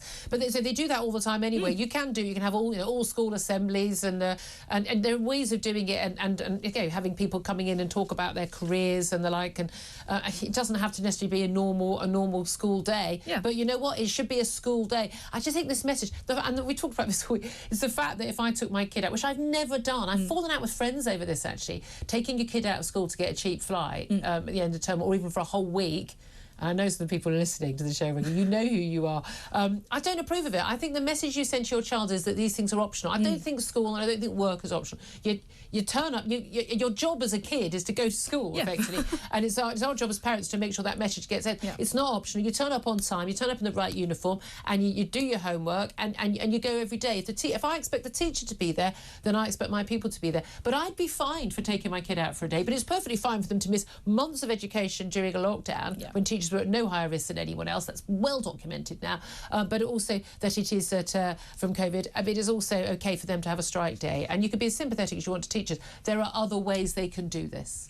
There are, and as you say, there are younger kids won't necessarily understand why they're not at school. They might love a day off, but you can see a fairly hefty chunk of teenagers.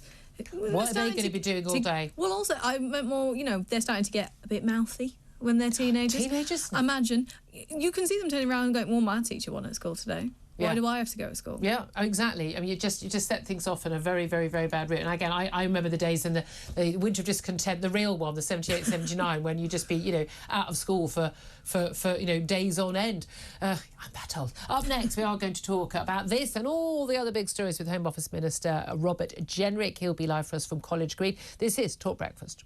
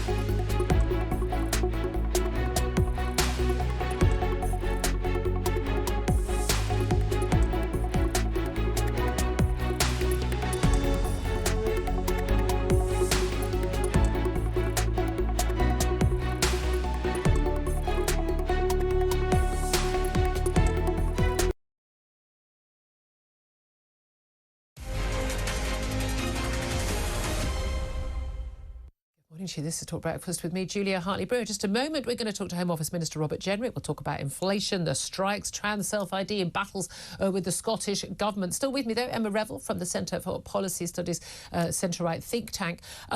It is really interesting. They're talking about, the education and the situation with all these strikes, because everybody is feeling this right now, this pinch. Inflation, whoop, whoop, inflation down to 10.5% in December, for goodness sake. And we know from a Which survey of actual goods that people are buying, the basic groceries, we know that it's going up by 30% for basic groceries. Your energy bills, they're going up by a lot more than 10.5%. Every time I see my direct debit go out on my card, I'm like, are you kidding me? I'm on a prepayment meter. The anxiety of checking is unbelievable. This is it. It really is terrifying for everyone. Even on good incomes and average incomes, people are really getting very worried. So there's going to be a lot of sympathy for people, these public sector workers going out on strike. Why are we not seeing largely private sector strikes, though? Is it people feel anxious about their jobs, or they're getting the pay rises they're happy with? We're seeing on average it's 7.2% in the private sector, 3.3% in the public sector. These averages hide an awful lot of disparity, of course. But again, I don't know anyone around the 7% pay rise mark. So why are we not seeing mass walkouts in the private sector? I suppose you could sort of include the train drivers, but why are we not seeing it elsewhere? Are deals being done?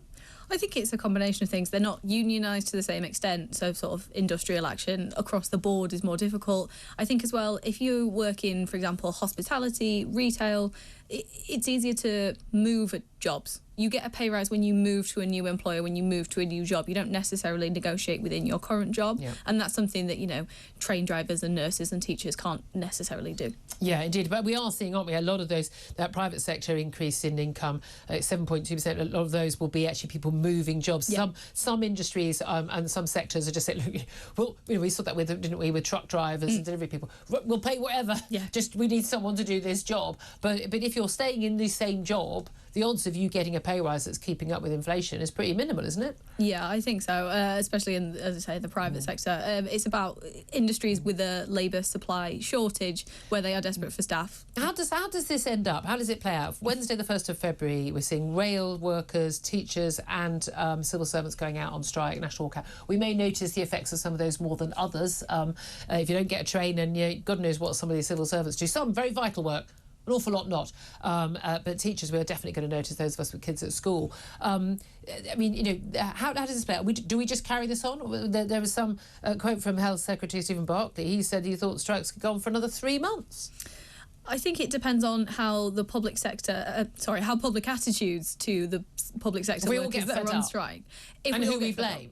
Exactly. If we will either blame the government for not settling, in which case the government comes under more pressure, or, in the case of teachers, for example, if parents are having to look after their kids at home, if they put the blame on the teachers, then it's the unions who come under pressure to compromise. But a lot of people could be unhappy, say, about, someone's health treatment. We've got nurses, a small point, nurses on strike for a 48-hour strike today and tomorrow.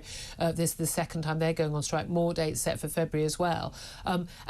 People can say, I'm really unhappy that my treatment's been cancelled, my operation's been cancelled. I can't get seen at A&E because there's just not enough skeleton staff on.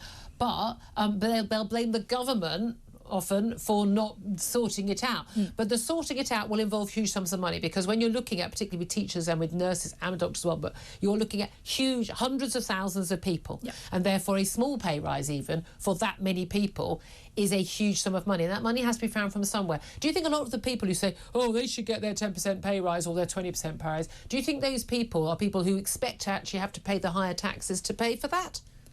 Probably not. Or they want someone else to pay. Again, that Corbynista, we're all going to have free money for everyone, all from those rich people over there. Yeah, it's always someone else's taxes who are going to rise. All the oil companies, and they'll see. We're just going to tax them 100% and pay for everything. Brilliant. Yeah, it's no one ever wants their own taxes to rise, even if they want the things that taxes pay for to be paid more or to do more. It's never. There's always a bit of cognitive dissonance there. But that's the thing, isn't it? That someone else will pay for it. I mean, again, I'm sure that we could definitely be. I mean, haven't got billions in tax, which the government has never even. Again, all working from home, actually collect the tax that's actually due. People, dodging tax, either illegally or legally. Well, look, we've seen some big question marks about Nadine Zahawi, former Chancellor, former Education Secretary, former pretty much everything, who's just paid, we understand, a multi-million-pound tax bill. That he was in dispute with the HMRC. There was threats of it going to court. Now, I'm not a tax advisor. I'm not a tax expert. I've got no idea whether what he was doing was he was in the wrong or in the right. But, you know, he's paid the tax. But again, how on earth can we have a situation where someone could be querying a tax bill in multiples of millions? I think and have been Chancellor. The tax system is so unbelievably complex in this country that the loopholes are never ending, whether you're exploiting them intentionally or accidentally. It's very difficult to work out what's going on. So a simpler tax thing would help everybody. It would, wouldn't it? We all knew what we would do. Should we have a situation where everyone knows how much tax everyone's paying? I think that some of the Scandinavian countries have that, don't they? I imagine a lot of people like the Boris Johnson stuff wouldn't be very keen on it. Well, Donald Trump wasn't very keen on his tax returns and publishing his in the US. No. I think, maybe a culture of more openness around these things, but I don't think... Rishi Sunak, we had that openness. He declared, again, I thought totally outrageously, having a non-dom status for his wife. You know, if you've got kids at school here, you live here, you're not non-dom, love. You live here. You should be paying taxes here. Doesn't seem complicated to me. But there we are. Now, I know we are waiting to talk to Robert Jenrick, the Home Office Minister. He's going to be here in just a couple of moments. He's just on College Green. We're going to come to him in just a few moments. But one of the things I will be asking him is what Nicola Sturgeon, the Scottish First Minister, called it a culture war being stoked by the UK government over this clash over the gender self-ID reforms in Scotland. How do you think that's going to end? Because it's likely to go to court, isn't it? I think it is, and I think that's the right decision, just because it's the first time the UK's overruled Scotland in this way. So sort of sense checking it with the courts makes complete sense. I think the idea that the UK government is still stoking a culture war is wrong. I think actually what they're unintentionally or unavoidably stoking is constitutional issues about Scotland's position within the United Kingdom, which I think are much more dangerous, and Nicola Sturgeon is probably much keener to take advantage of. Yeah, absolutely. Right, well, look, let's take a tiny quick break, and after that we are going to be talking to the Home Office Minister, Robert Jenrick. Oh, no, I know, we've got him right now. Robert Jenrick, Home Office Minister, good morning to you. Good morning, Julia. How are you? Very well, thank you, Rich. Glad we finally got you on air. Let's talk about, first of all, I mean, lots to talk about. Obviously, inflation figures. Inflation has fallen for the second month in a row. That's a good thing, but only a tiny amount, from 10.7% in November to 10.5% in December. Is that enough good news for the government and for all of us dealing with inflation? Well, it's the first tentative signs of progress, but you're right to say that there's no reason for complacency. It's clear that there's a long road ahead, and most international forecasters suggest that the first half of this year is going to remain a difficult one. It may be that we can have better news in the second half. The Prime Minister has set our central objective of the government of halving inflation over the course of 2023, and we think there's every reason that we could achieve that. But we have to do everything we can as a government to put in place the conditions as well. And that, of course, includes being very cautious when it comes to embedding inflation in the UK with respect to public sector pay and the other big calls that we have as a government. Well, there's no doubt at all inflation at the current time has got nothing to do with wage inflation. You're saying the concern is that in the future it will be. We're looking at nurses on strike today and tomorrow. We're looking on Wednesday, the 1st of February, railway workers, teachers and civil servants all going on strike, a sort of super strike, national walkout day. Whose fault is that? Well, the decision is one for the union bosses, and they have to account to members of the public for the damage that they're going to cause to public services and the inconvenience they're going to cause to members of the public who want to go about their business on the trains and other regards. The cause, of course, beyond that is the rampant inflation that we're seeing as a result of the international pressures like the war in Ukraine and the aftermath of lockdowns, and we understand that and the challenges that people are facing, but the right response to that is not to go on strike. It's to work with us through the independent pay review body processes, which are starting up now for the new financial year, and try to find sensible and affordable solutions that motivate members of the public sector, help us to recruit and retain, but don't put undue pressure on the taxpayer, because we can all see the state that the public finances are in. It's absolutely right that we're very careful in that regard. And as I said earlier, we don't want to do anything that can make domestic inflation worse just at the moment, that international inflation might be starting to come down. And yet a lot of people will say, well, yes, we understand that inflationary pressure could be baked in, that create more problems, but right now people are suffering. Which reported yesterday that the Consumer Rights Group that basic groceries are up by 30%. We know our energy bills are up by a lot more. I know the government, and Jeremy Hunt, the Chancellor, has said today, there's a lot of help coming from the government. Again, all paid for by the taxpayers. Well, our taxes are going up. But as the leader of the Royal College of Nurses, Pat Cullen, has said, when they talk about the strike, yes, it's impacting on public services. But she said this: patients aren't dying because nurses are striking. Nurses are striking because patients are dying. Teachers are making the similar arguments that, the education of our youngsters is suffering as a result of the fact that a lack of funding and not being able to hire and retain good teachers. Same issue in the NHS. Isn't actually a wage rise for some of these key workers actually the only thing that will actually stop these services dying? Well, if you look at the overall level, public spending is at its highest level ever, and taxes are at the highest level in either of our lifetimes. What are we spending it all on? The simple argument of spending more money and raising taxes even more, I don't think is the right way. But where's forward. the money going, Mr. Jenner? Where's it going? We're being taxed a fortune, the government's spending a fortune, but our services are all on their backs, failing. Where's that money all going? That's what we all want to know.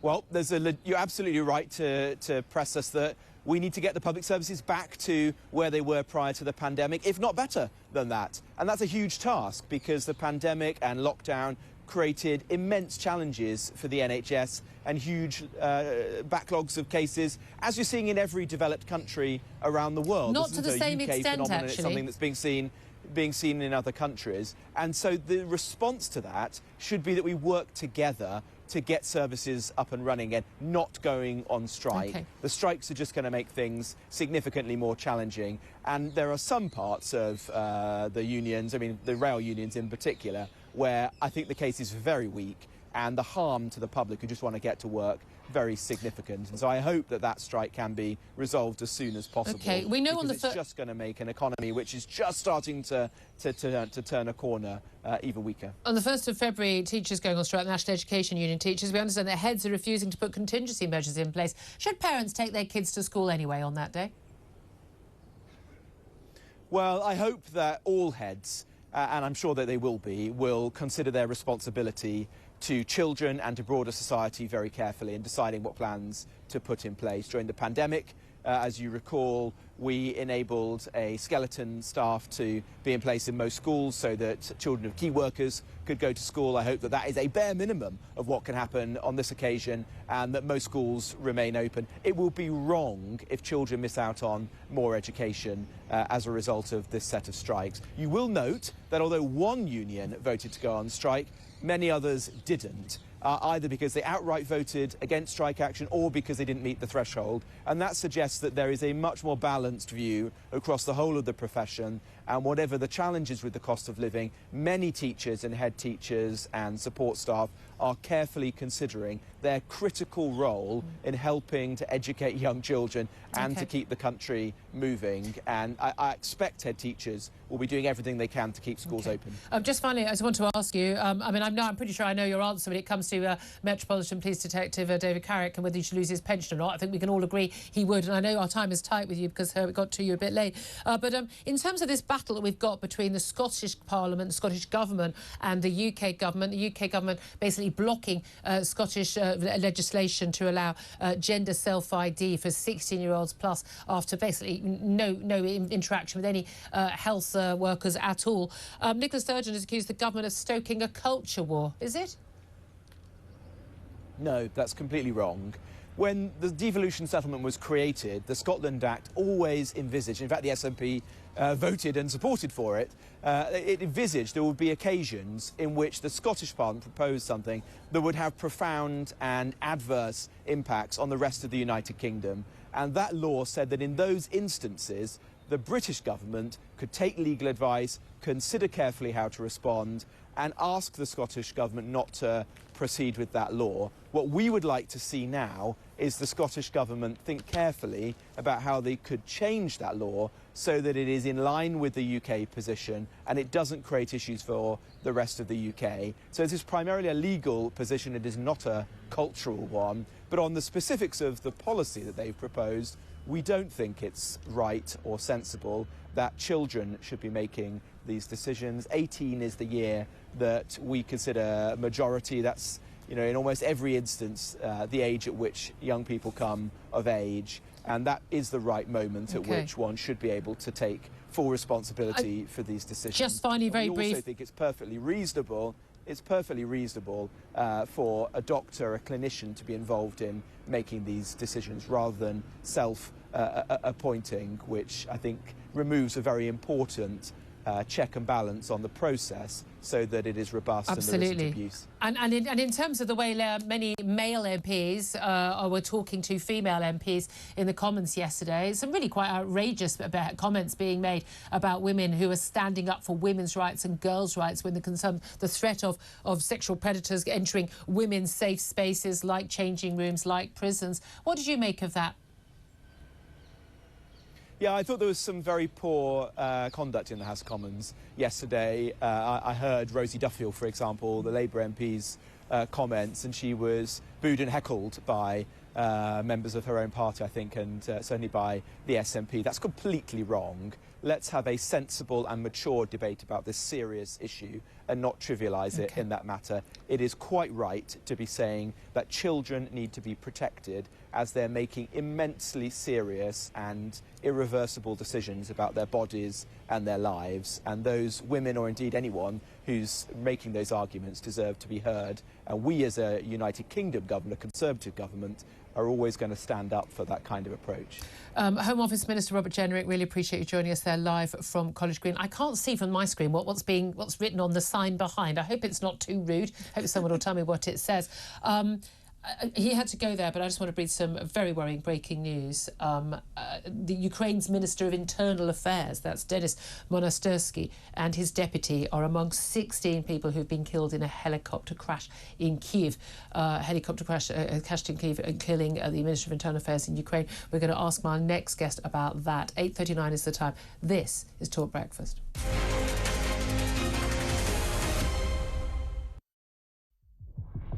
Passionate and always straight to the point. World-class broadcaster Vanessa Feltz is on TalkTV every night of the week. From politics to pop culture, there's no subject she shies away from.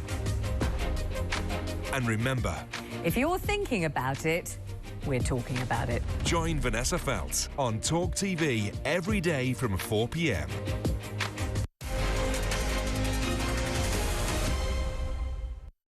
Good morning to you. This is Talk Breakfast with me, Julia Hartley Brewer. Obviously running a little bit late with that interview with Robert Jenrick.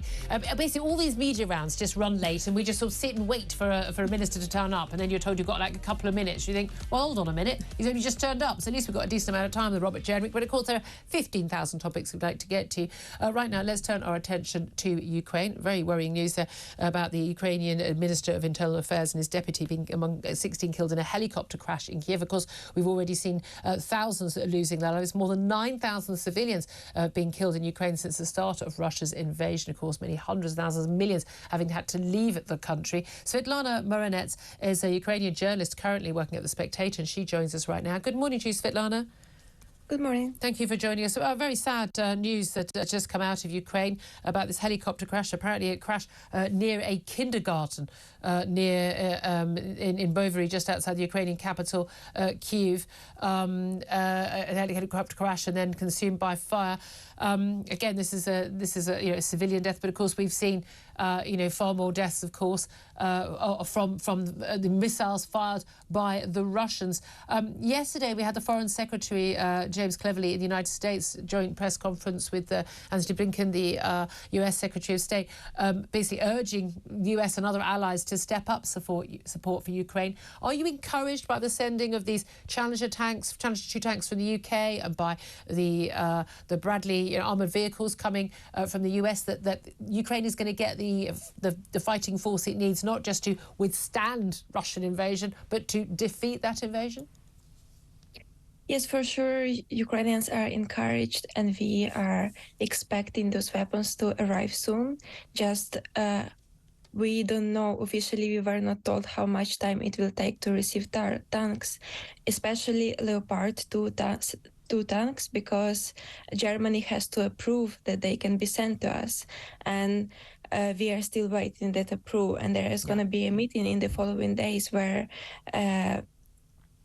including UK Minister of Defence, he will be asking Germany to approve sending us tanks. Of course, Germany's just lost their defence minister. Absolute chaos and incompetence, and what this has really exposed, actually, that the economic powerhouse of the EU and the mainland European continent, actually, it turns out to be an absolute basket case when it comes to its reliance on Russian gas and its total abject lack of military capability. And we, alongside the Americans to a much greater extent, stepping in to fill the breach. But this is it. There have been real concerns that there would be this sort of breaking away of the unity, which I think many people were surprised by after the Russian invasion among Western leaders of EU and, of course, NATO, crucial. But real concerns that some of our NATO members, frankly, aren't up to doing anything to defend any of our members, and certainly, even the possibility of Ukraine one day becoming a NATO member. I'm not sure they'd be wanting to rely on countries like Germany to look after them. Yes, but the biggest worries right now is the spring is coming and the Russian offensive too, because both sides claim that they are preparing for the counteroffensive. Yeah. And so as soon as the weather gets better, there will be heavier fighting. So Ukraine needs to receive all the weapons before that time. Yeah, I mean, that's the thing, isn't it? But also it's a number of men available as well on the battlefield. The talk of 500,000 Russian men being conscripted to the army. But again, conscripts, untrained, unmotivated, they're basically just trying not to become cannon fodder rather than people who, in Ukraine, fighting for their country, their families and themselves. For sure, but Putin is planning to conscript 1.5 million people. He wants to create the army of this amount of people, and we shouldn't underestimate this number, because even if they are not trained very well, it is still a big army, and Ukraine has to fight it, and our soldiers a lot of our soldiers will die fighting them. Yeah, indeed. Really appreciate you joining us. Svetlana Mronets, based in London, Ukrainian journalist, current at the Spectator magazine in London. Emma Revel, Head of Communications at the Centre for Policy Studies. Often I think, we'll go from this topic to that topic. Inflation, strikes, Ukraine, it's all actually completely interlinked, isn't it? Yeah, entirely, especially with inflation. I don't think many people before Russia's invasion of Ukraine really realised how much grain and sunflower oil we got from Ukraine, and fertiliser, and what that went into. That's not just sort of grain as in bread, it's grain as in animal feed, which means then animal products become more expensive, which is why we're seeing sort of milk and eggs and butter becoming more expensive. Yeah, I think we went, remember, the Suez Canal got blocked. Remember, I think we were all by that big container ship, and then we all realised, turns out you can't get anything because that one little stretch of water has been blocked, and we realise how intricate these supply lines are. But again, we have to remember, inflation was already going up before the Ukraine war. Politicians in the West are really keen on blaming it on the Ukraine war, the Russian invasion, as opposed to taking the responsibility for, again, lockdown, again, locking down. Who knew, apart from everyone who said it would be a disaster, that locking down the economy for a couple of years would basically kill off our economy? Well, when you have a lot of complex factors that are all feeding into the same problem, it means there's no easy fix for any government. No, indeed. We're maybe expecting a little bit too much. Yeah, by the way, the people who cheered on a lot of those policies, no point crying over spilt milk now. You're part of the problem. 8:45 is the time. Going to talk about that clash over the trans laws in Scotland up next. Is it transphobic to say that 16-year-olds shouldn't be allowed to just announce one day that actually they're born into the wrong body and they want to legally be identified as the opposite gender? We'll talk about that. This is Talk Breakfast.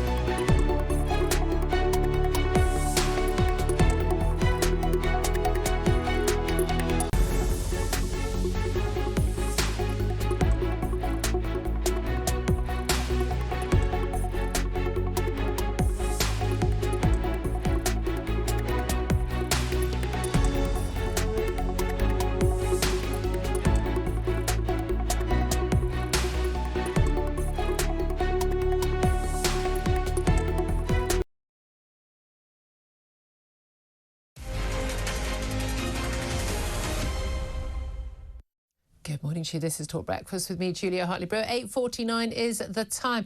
Let's talk about that big clash. Well, constitution in many other ways. Also a culture war clash between the Scottish Government, the Scottish Parliament and the UK Government.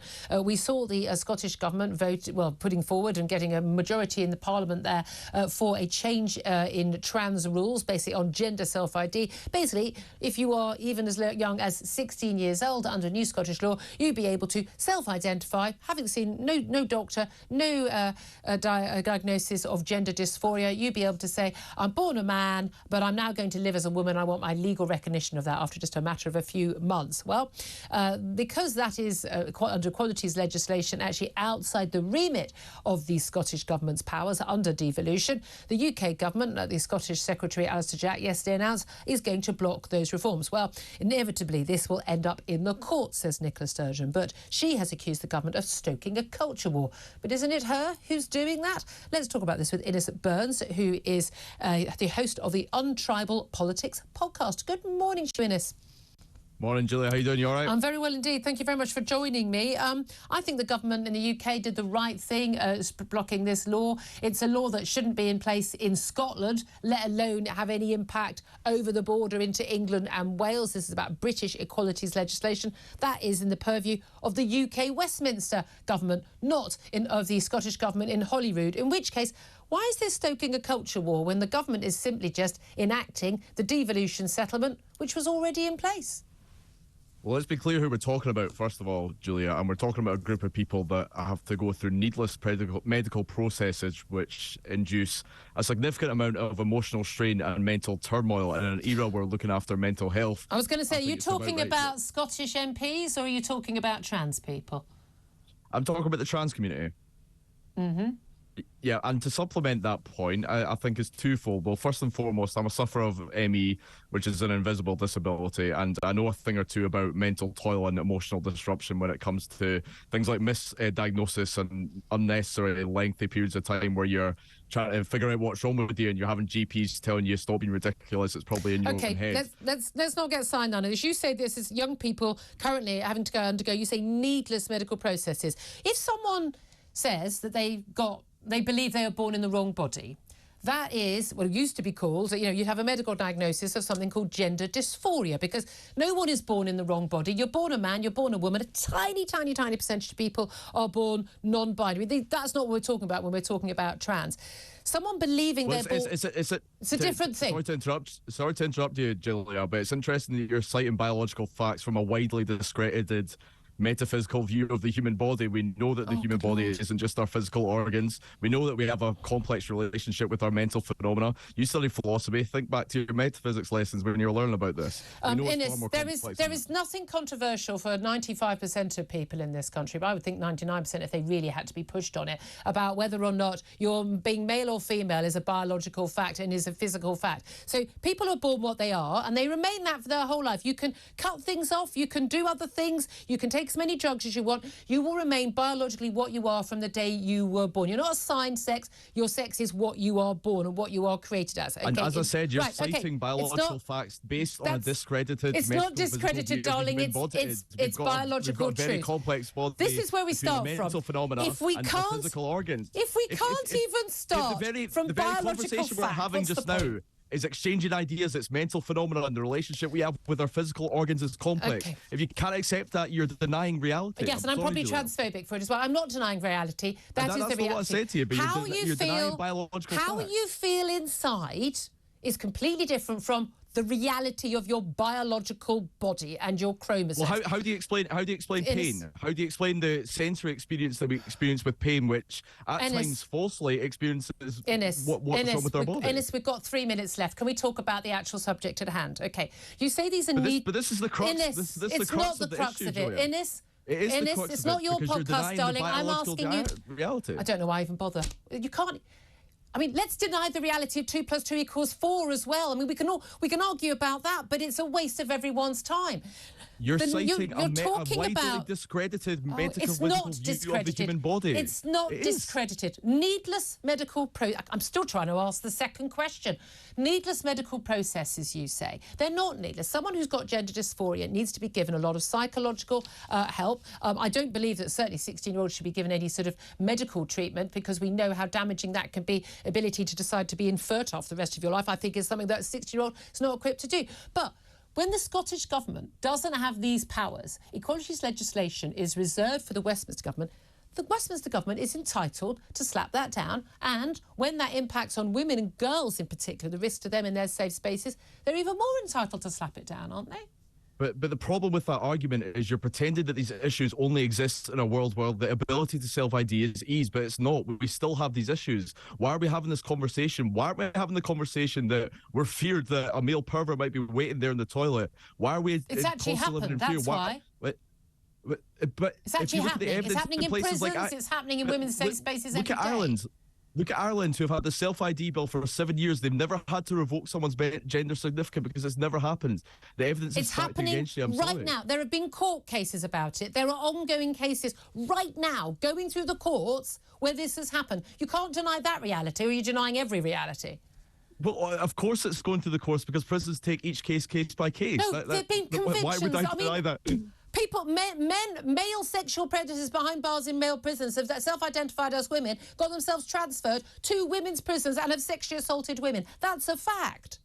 And there's nothing to suggest that we can't clamp down on it, but to further alienate a community not allowing which them in are the already women's going through prisons would significant help. mental. Well, you're not letting me speak. You're not letting me speak at all. To impose significant mental turmoil and emotional strain on an already alienated community for administrative issues is a ludicrous argument, Julia. Why does that impose extra strain on people having to live a life? Because two-year wait? What's wrong with that? I'm saying from experience that if you go for years of misdiagnosis and GPs telling there's nothing wrong with you, but that's not what we're talking about. That's not what we're talking about. We're talking about people having to live as the opposite gender for a bit to know that's something they're really sure about doing, because it's such a major change. So why not shorten it to 6 months? Why extend that length of time to 2 years? Why put that person under the discomfort of their own body for that length of time? Why do that? Ines, I wish I'd love to answer that. I wish I could. I can't. We're out of time because you spent so much time arguing over biological fact, which is the insanity of this conversation. We'll have you on another day there, Ines Burns. Big thanks also to Emma Revel, who's joined me all this morning as well. This is Talk Breakfast.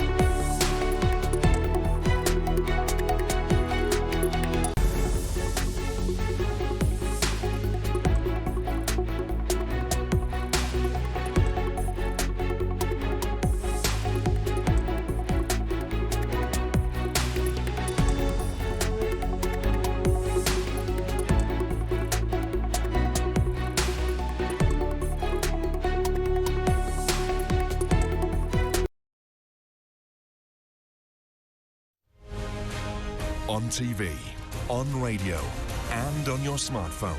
This is TalkTV.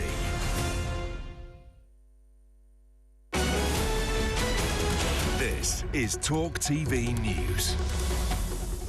Good morning, I'm Emily Rose Adams. Starting with some breaking news, 16 people have been killed, including Ukraine's Interior Affairs Minister, after a helicopter crashed near the capital, Kyiv. 2 children are among those reported to have died, and 10 more are being treated in hospital. Initial reports suggest the helicopter hit a kindergarten before crashing close to a residential area. UK inflation has fallen slightly for the second month in a row, but still remains close to a 40-year high. The Office for National Statistics say the drop from 10.7% in November to 10.5% in December is due to the falling cost of fuel and clothing, although the rising price of restaurants, hotels and food is stopping it from coming down any further. Economist Justin Urquhart-Stewart has told us that the global economy will start to pick up again this year. It's the weakest in society being most heavily hit, but the good news is the figures will be improving over the next few months. We can see the futures market for goods is getting cheaper. Obviously, the war in Ukraine will still have an impact, but you're already seeing countries finding a way around that, finding alternative fuel supplies. Thousands of nurses across England are going on strike today and tomorrow as a bitter pay dispute with the government continues. Nursing staff from more than 55 NHS trusts will take part in industrial action following 2 walkouts in December. Patients are being warned to expect disruption as thousands of operations and appointments are expected to be cancelled, and the NHS is urging people to use services wisely. While speaking to TalkTV, the Immigration Minister, Robert Jenricks, admitted the NHS needs to improve, but said that strikes won't help that. We need to get the public services back to where they were prior to the pandemic, if not better than that. And that's a huge task because the pandemic and lockdown created immense challenges for the NHS. The response to that should be that we work together to get services up and running and not going on strike. The strikes are just going to make things significantly more challenging. Britain's top food watchdog says bringing cake into the office should be seen as being as harmful as passive smoking. Professor Susan Jebb, the chair of the Food Standards Agency, says while it's a personal choice to eat sweet treats, we shouldn't undervalue the impact of having cakes in the office. The world's oldest known person has died at the age of 118. French nun Lucie Randon was born in 1904 and later took the name Sister Andre.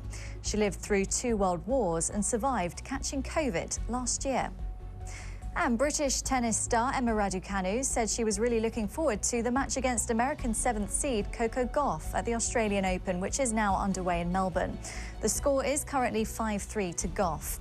Meanwhile, Rafael Nadal, who's been struggling with injury, has suffered a shock second-round exit. American Mackenzie McDonald eliminated the 36-year-old defending champion in straight sets. Nadal limped off court for treatment after his straight sets defeat and says he didn't want to retire with the injury. I didn't want to leave the court with a retirement. Better like this at the end. I lost, nothing to say. Congratulate the opponent, and that's the sport at this.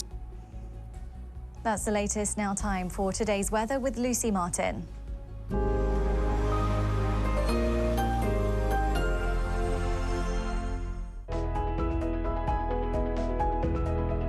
Times Business sponsors TalkTV weather.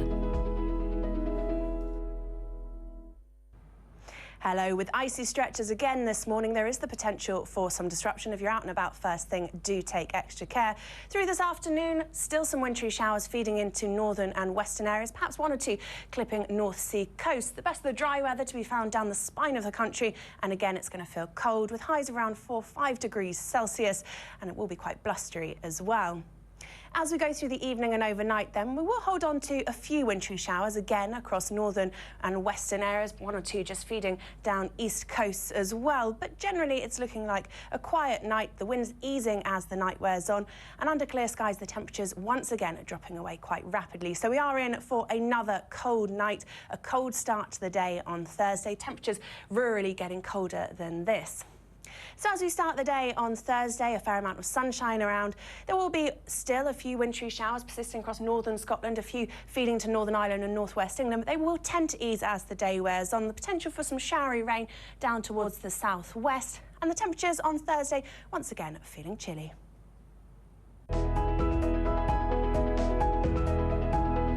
business. Sponsors Talk TV Weather.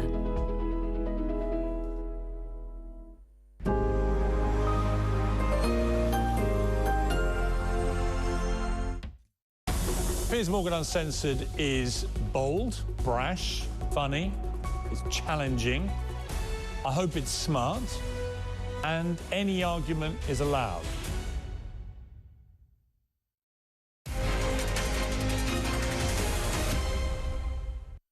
Good morning to you. This is Talk Breakfast with me, Julia Hartley Brewer. It is Wednesday, the 18th of January. You are watching and listening to Talk. Coming up, inflation has fallen from 10.7% to 10.5% in December, going in the right direction, but not by much.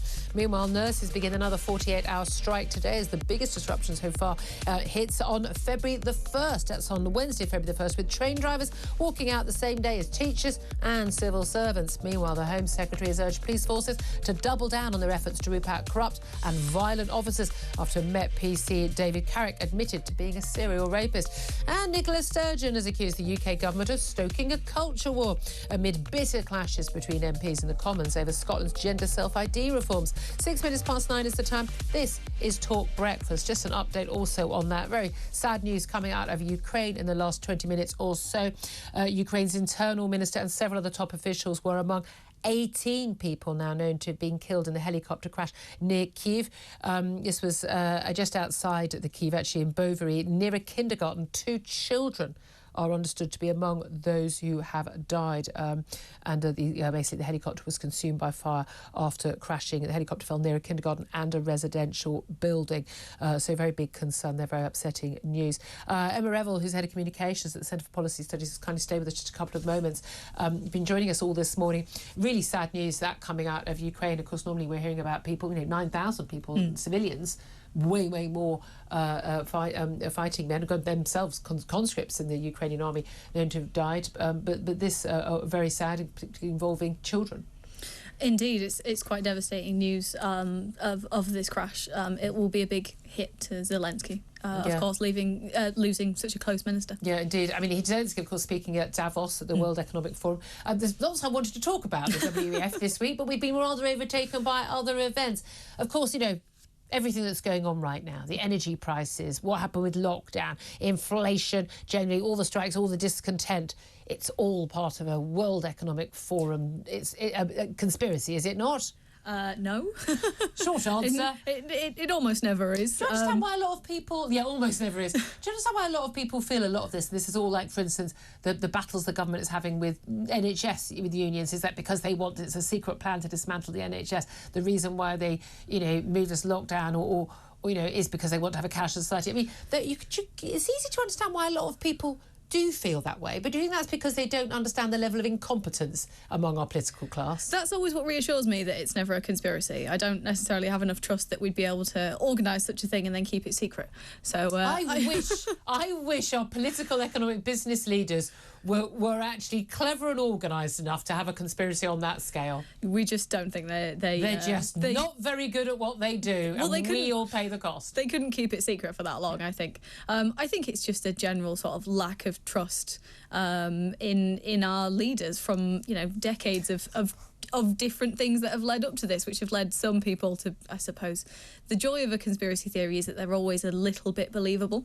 And then just enough truth, just enough demonstrable fact to get you in the door, and then suddenly you're down a wormhole. All different kinds of things. Exactly, happens all the time, does it not? Listen, really appreciate you joining us, Emma Revel. Thank you very much indeed from the Centre for Policy Studies. Look forward to getting you in the studio again soon. We were going to be talking to Labour MP Khalid Mahmood right now, but we can't seem to find him on the line.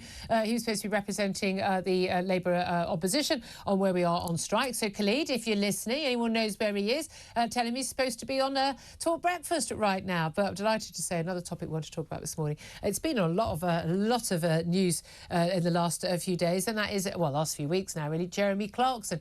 He appears, despite being sort of the spokesman for white, middle-aged, white, pale, male, stale, car enthusiasts everywhere. Jeremy Clarkson looks like he's about to be cancelled. Of course, he moved on from the BBC, from Top Gear to the Grand Tour on Amazon. Of course, his hit series The Farm as well. He's also host of ITV's Who Wants to Be a Millionaire. Both Amazon, though, and ITV are saying, keeping our distance, doesn't look like there's going to be renewal of contracts there, after a column he wrote in The Sun just before Christmas about Meghan, in which he talked about, well, his basically visceral hatred of her. But does he deserve to be cancelled for writing what many regard as a slightly misguided column? Well, let's talk to Ben Jones. He's Deputy Director of the Free Speech Union. Good morning, Ben. Morning, Julia. Thank you very much for joining us. I was talking about this actually on Jeremy Carl's JK Live show on TalkTV last night. I'm always fascinated by the urge people have to sort of punish people for things they don't like hearing or reading, but also that the punishment comes whether you apologise or not, whether you genuinely apologise or not, and the apology is never sufficient. There must be a complete cancellation and an unpersoning of people who say things that certain people don't like. What do you make of what's going on here? Well, I think that's the key point. I mean, there'll be some of your viewers will think clearly that this was a reference to a popular TV show, that it was meant in jest, that it was absolutely not serious in any way. There'll be some of your viewers who think perhaps he went too far. There'll be some viewers perhaps who thought it's absolutely abhorrent. But whatever you think about it, he has now apologised. Now, I can't peer into his soul, but I think his apology was genuine and genuinely meant. But exactly as you say, we live in a society now where we've gone from a Christian or post-Christian idea of forgiveness, where you can do something wrong and apologise for it and be sincere and be forgiven and be allowed to continue on in society, to the situation we now have where if you say something that people on Twitter or a certain section of the public find particularly offensive, your life and your career, certainly your public life, is effectively over. And I think it's deeply to be regretted, because everybody makes mistakes. Everybody has cause to apologise for something they've said or done. Oh, yes.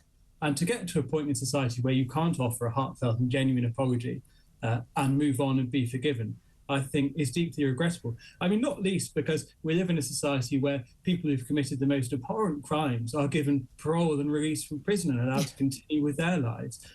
So I think to have a situation where you can be essentially forgiven by society for committing a murder or a serious assault and released from prison, but you can't ever be forgiven for writing a newspaper column, it is completely ludicrous. It is quite bizarre, isn't it? But I often find, say, on the left, that people seem to be a lot more concerned about words. You know, the various tweets that I write over the years, actually, often, I mean, you know, you can think, oh, I wish I hadn't written that, mainly for the hassle factor, or, you know, or what subsequently happens. I think we all know what I'm talking about there. But one of the reasons why I never apologise for giving an opinion. Because why should I? It's my opinion. Don't like it. You can disagree with it, and you can be angry and shout at me. I don't care, but I don't have to apologise for giving an opinion. But if you get something factually wrong, that's very different. But this is the thing: apologies only count on one side, and the punishment only comes on one side. And this is the thing: those on the left appear to be able to say anything they want, and that's okay. And even if there is then a small outcry, people go, "Hold on a minute." An apology is, that's it, it ends it. Whether it's Jo Brand talking about how she wished someone had thrown acid in Nigel Farage's face, not a milkshake, absolutely fine, not really an issue. Oh, I'm sorry, OK, fine, all done. She's a nice person, she's on the left. Miriam Margolis saying she wished that Boris Johnson had died of COVID. Wishing someone dead, wishing someone had acid thrown in the face, a real person in real circumstances, that is totally forgivable because they're lovable and on the left. When someone writes, and again, I mean, Jeremy Clarkson's feelings towards Meghan I find quite bizarre. I don't understand why anyone hates her. I think she's a rather laughable character.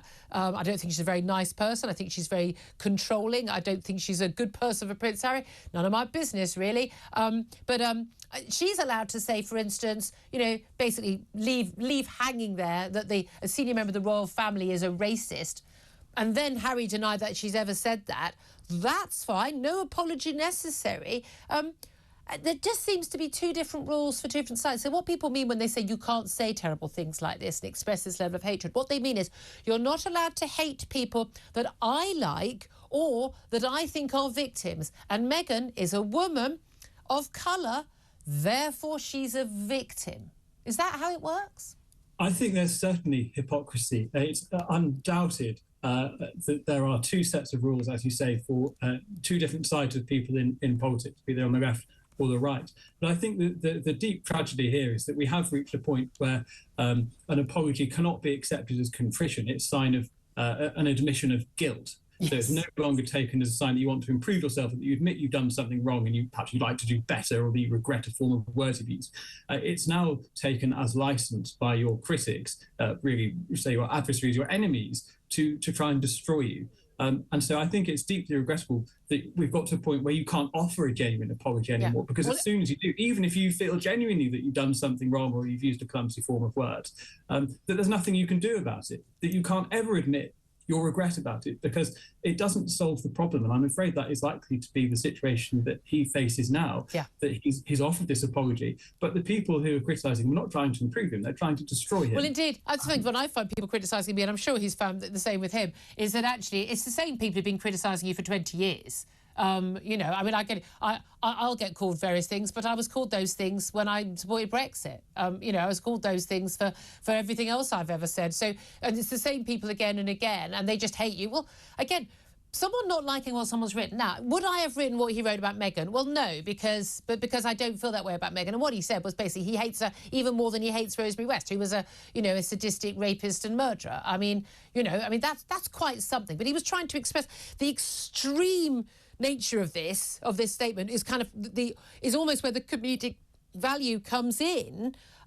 He also said comes the day when she's paraded through the streets naked as people throw excrement at her and shout shame.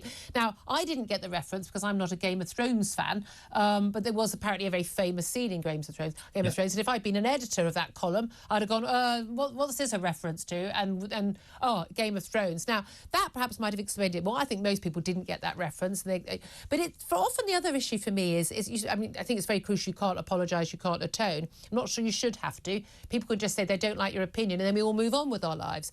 But the thing I find it really interesting is this idea that because I don't like what you said, because I'm offended by it, you shouldn't be allowed to have said it in the first place or written it, and you must never be allowed to write or say anything ever again. Your career must be ended. That's the difference, isn't it? I disagree with loads of things that people say, but I always defend their right to do it and to say it, because I think if someone's saying something that I think is wrong, horrible, factually wrong, a bad opinion, unbased on fact, I would like to argue with them and explain to them why I think they're wrong. And we can agree to disagree, or we could change each other's minds, whatever it is. But in no way, I have never once called for someone to sort of have their career ended, their life ruined. Owen Jones spends half his time slagging me off and calling me goodness knows what. I mean, I understand he does.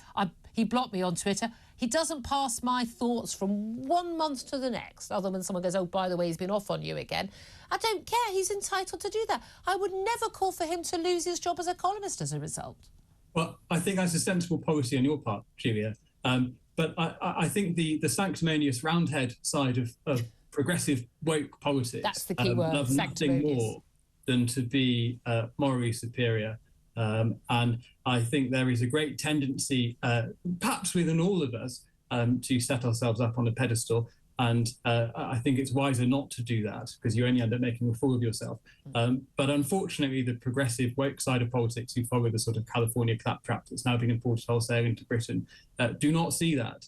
And we have completely lost any sense of humility, I think, as a society, including in the failure of people to accept an apology or understand even what an apology means. Absolutely. I couldn't agree with you more. I mean, my view is, Jeremy Clarkson, if you're watching, if you're listening right now, your real crime isn't the article you wrote about Meghan.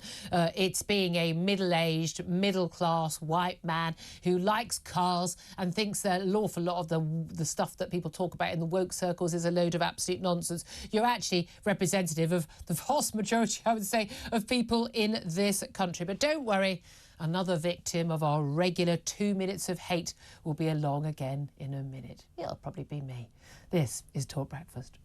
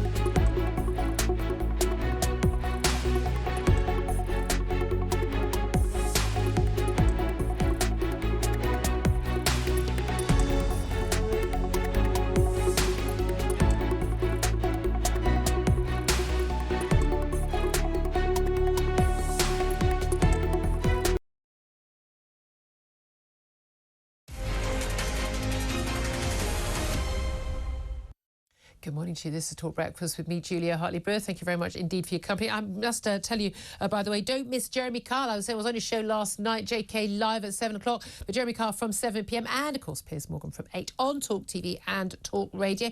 You can watch Talk TV, of course, on Sky Channel 522, Virgin Media 606, Freeview 237, or you can listen to Talk Radio on DAB and, of course, on our app as well. And if you are one of our regular listeners, you've been with us since the beginning or joined us in the last few years, we are so grateful to have your company. Thank you very much for sticking by us. We are seeing our figures just growing.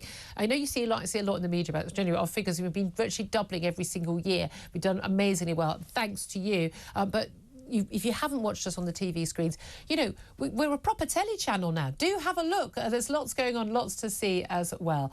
So do please have a look at that.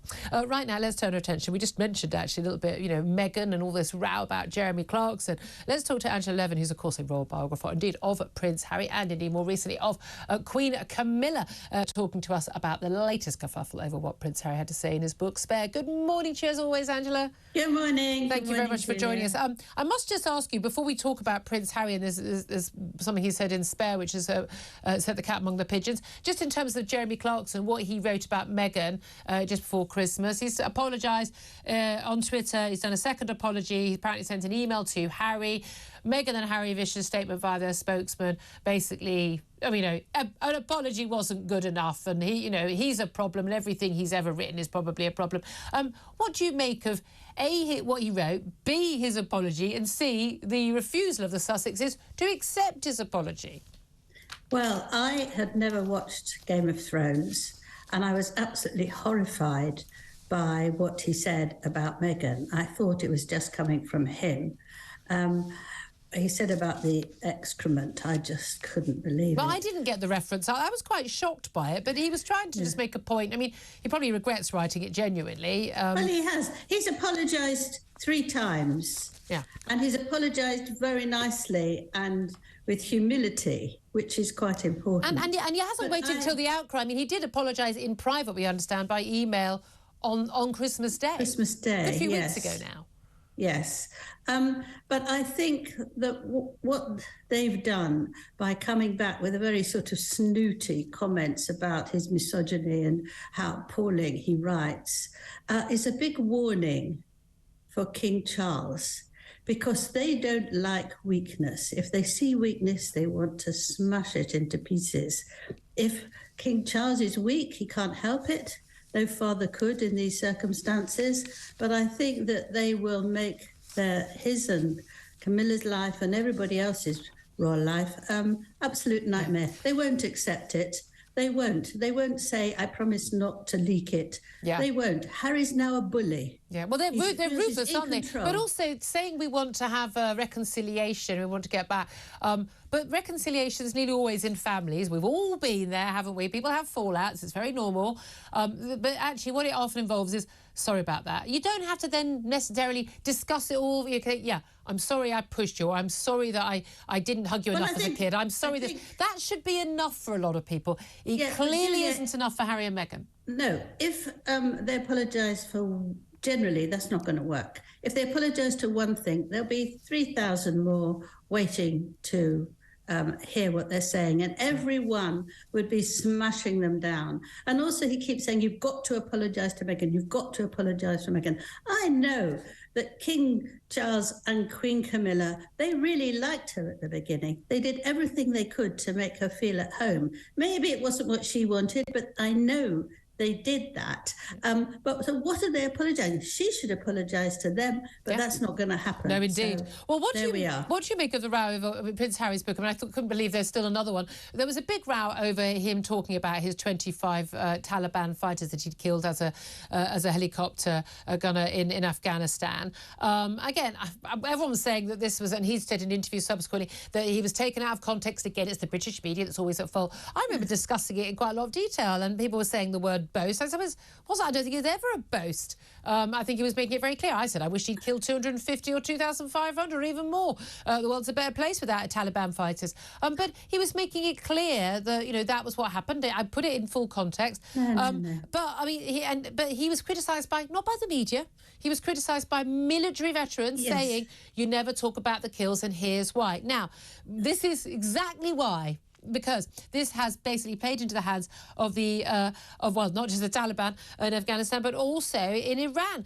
The Iranian foreign minister, on their official Twitter account, accused the Duke of Sussex of showing no remorse over the killings, he says, of innocent lives, and accused Britain of allowing this war crime, basically saying the outrage over the killing of the British-Iranian dual national, the former Deputy Defence Minister in Iran, who was killed behind bars, accused of spying. Iran claimed that that we're in no position to preach because, they say, the British regime, whose royal family member seeing the killing of 25 innocent people as removal of chess pieces, a quote from the book, and has no regrets over the issue, and those who turn a blind eye to this war crime are in no position to preach to others on human rights.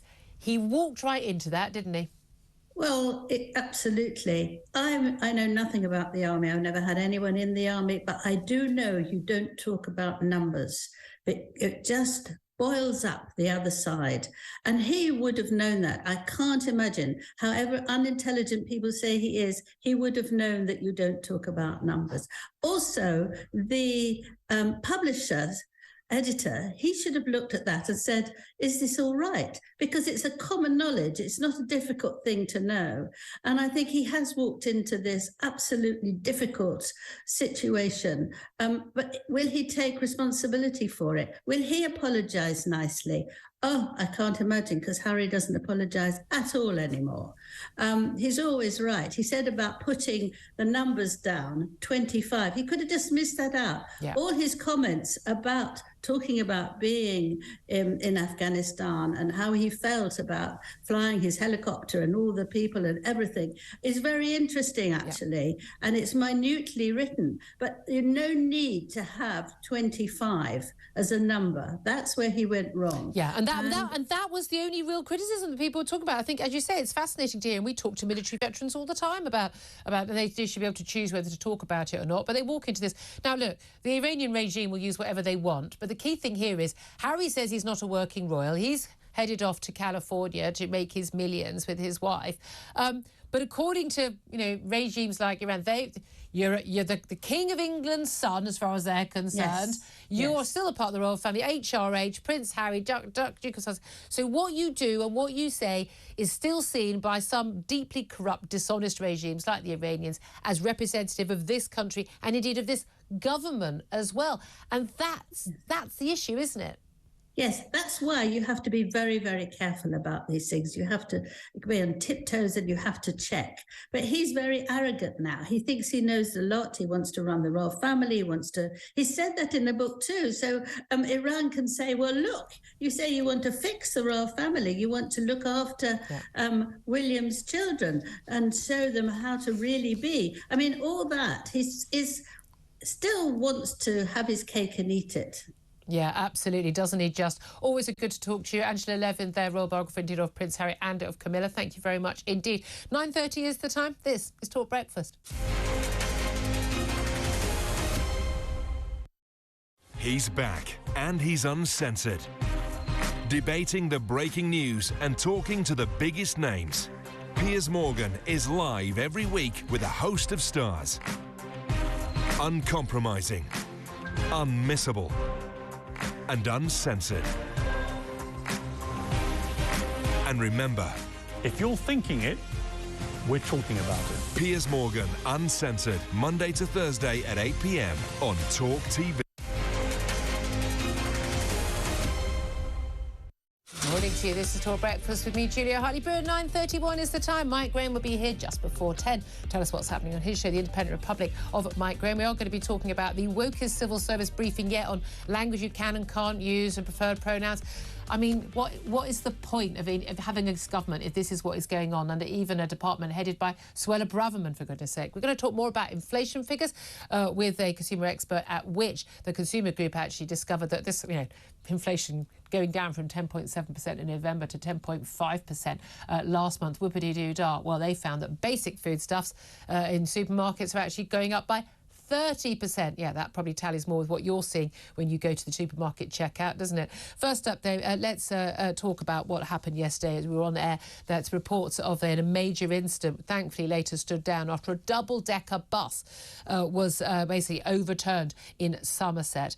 It was at 6 o'clock in the morning, and we ended up with 26 people walking wounded and 54 patients taken by paramedics, some to hospital, some with serious injuries, but we are still waiting to get more details on what actually happened to those people. Thankfully, no fatalities. This says 70 members of staff were on board this bus from Hinkley Point C nuclear power station. But those icy conditions meant the RAC, the AA and others were attending huge numbers of accidents yesterday morning. Let's talk to Brian Gregory. He's Policy Director at the Alliance of British Drivers. Good morning to you.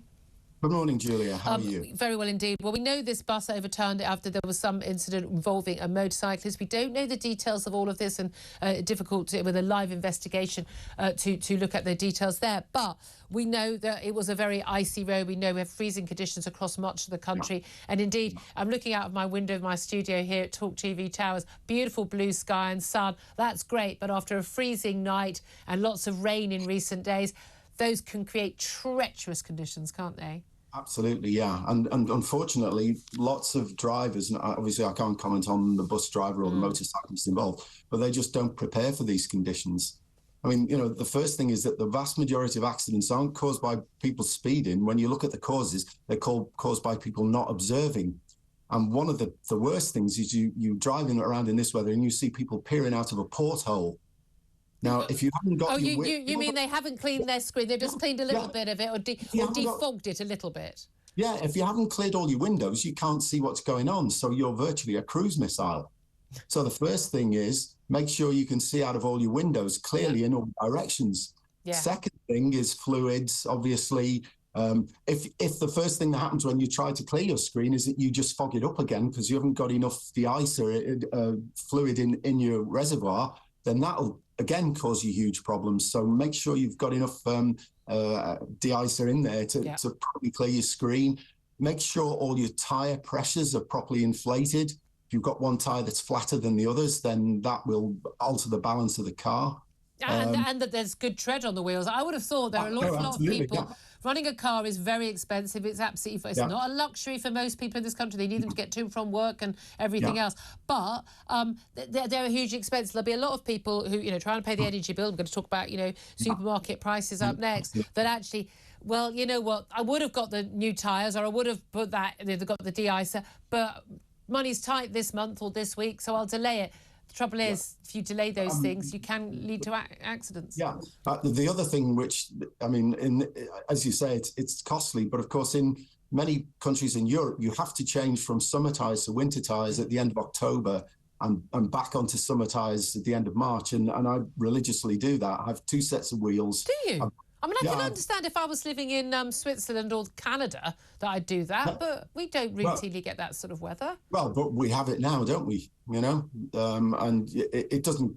Once you've bought them, it's a sunk cost, and you just swap them over each summer and winter, and they give you much better grip under low conditions. We live on a road that has a slight hump that leads up to in the cul-de-sac where we live. Mm-hmm. And several years ago, my wife was driving our second car, which was a Golf, which had 4-wheel drive. And the Golf went up to the hummock and sat on the hummock with summer tyres with all 4 wheels spinning.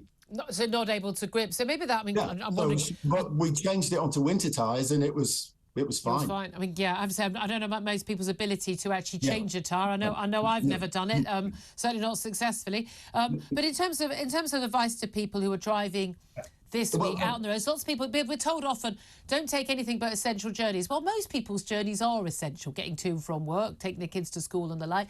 So you were saying, don't scrimp and save on these things. That is going to be you think it's a cost saving, but it's not when there's an accident. No, exactly. Yeah. And of course, the other key thing under these conditions is smoothness. Yeah. No harsh acceleration, no harsh braking, no harsh steering inputs. Yeah. Try not to change the acceleration or speed of the car in a bend, because any condition which pushes the weight of the car forwards onto the front wheels unloads the back wheels, and that means the back wheels are likely to slide out. But also, and correct me if I'm wrong, I thought that if you're going in sort of around a corner, and again, slow, for goodness sake, slow down. Heavy rain, all right, slow down. But the other thing, crucially, is the instinct was often, oh, I'm a bit worried it's icy, is to brake, whereas actually gently pressing on the accelerator gives you more grip, more control. Well, no, ideally keep the accelerator setting steady. Steady. Don't move it about, because then you're altering the weight distribution. Try to keep a steady setting to go around the corner. Try to keep the steering input steady. Don't, Humphrey Bogart round the corner. Good advice. Brian Gregory, really appreciate you joining us. Thank you very much. She's from the Alliance of British Drivers. Thank you for that. 9:37 is the time. Let me get some of your texts and tweets that have been coming in on the issue of self-ID. I've been asking you this morning, is the government right or wrong to block Scotland's gender self-ID reforms? Tell us why. Pat says 100% right. They should also instruct the police to look into the people who wish to put women and children into harm's way. Yeah, I hear to that.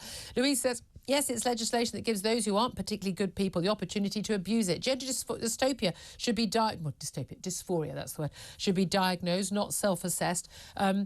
Females have the right to feel safe in single-sex spaces and to have equality within their sports as well. Alistair says, Nicola Sturgeon is accusing the Tories of playing politics. When Sturgeon accuses people of something, you know that is exactly what she is doing. She always replies by saying what her opponents would accuse her of before they get a chance. It doesn't mean she isn't. Paul says, what a world we now live in, where you could be a woman in one country, walk over the border and you're back a man. Of course this needs stopping. David says the majority of people in Scotland do not agree with the transgender law by Sturgeon. Certainly that's the polling I have seen. Bobby agrees. Right, the government's right. The Scottish government has very little support for this bill among the electorate. It's a badly drafted bill, riddled with dangerous loopholes. Nicole says, yes, I'm glad it's been blocked. We need to safeguard women and children. We have human rights too. We deserve to have safe spaces. And Sam sums it up by saying the government finally got something right. Coming up to 9:39, let's turn our attention to those inflation figures we had this morning. Latest figures from the Office for National Statistics show 10.5% inflation in the month of December. That's down from 10.7% in November, which is down again from October. Very, very, very small falls, but at least it's not going up. I suppose we could be cheering. But a new study by the consumer group Which has found that actually when it comes to your basic goods, particularly in supermarkets, the basic food you're buying, actually that inflation rate is closer to 30%. But that's 30%. Let's talk to Harry Kind, consumer expert at Which, who joins us. Good morning to you, Harry. Good morning. Hi, Thanks Julia. Very well. Thanks very much for joining us. I must say, when I saw that report, I thought, well, yes, that's what I'm experiencing. When people say the inflation rate is 10%, and I'm thinking, my energy bill has more than doubled. My bill at the supermarket when I get to the till is always a shock, whatever I buy, a pint of milk or a full week shop, it's always a shock. How did you get to this 30% figure? You're absolutely right.